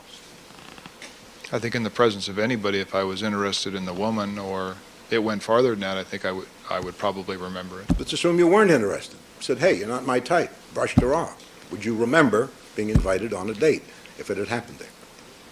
I would say not. Okay. Would you remember, Detective Furman, if you had used the language that we have just reviewed? Yes.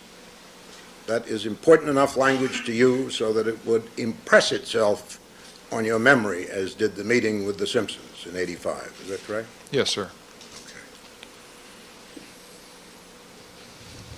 You told us yesterday that you do go into Hennessy's Tavern. Yes, sir. You do not have a recollection of the name Andrea Terry being there? All right, we're on Andy Terry Oh, now? yes, yes. Right. Mr. Harris? Take it down.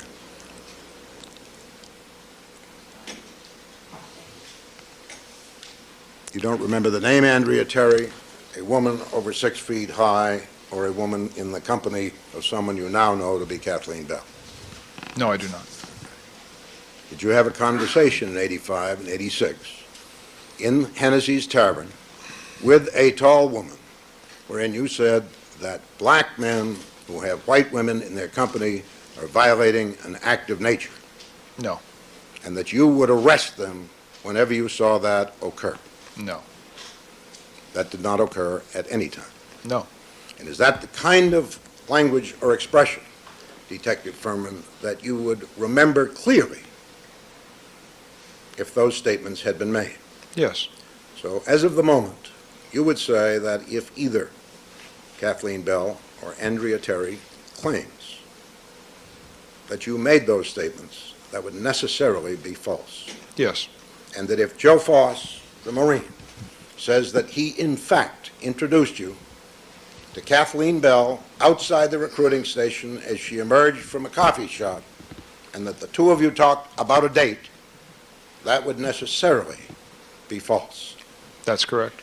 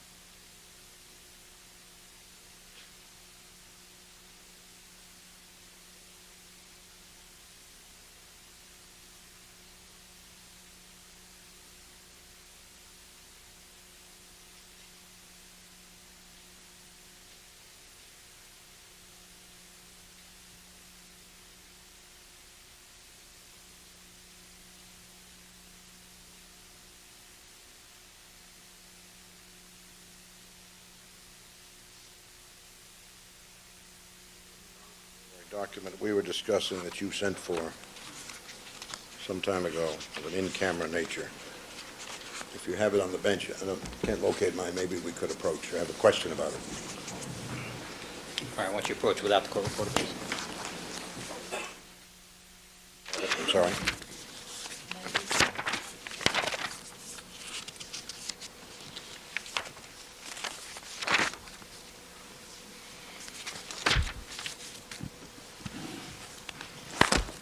Okay, question answered. May we approach the bench?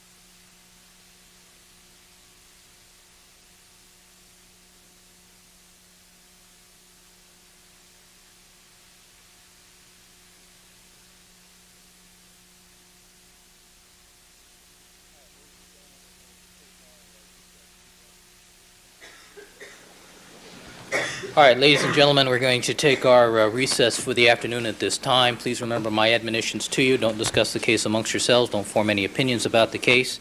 Don't allow anybody to communicate with you regarding the case. Do not conduct any deliberations till the matter has been finally submitted to you. And we'll stand in recess until 9 o'clock tomorrow morning. Detective Furman, you're ordered to return tomorrow morning, 9 o'clock. Thank you, Yes, sir. Your Honor. All right, you may step down. All right, we'll stand in recess.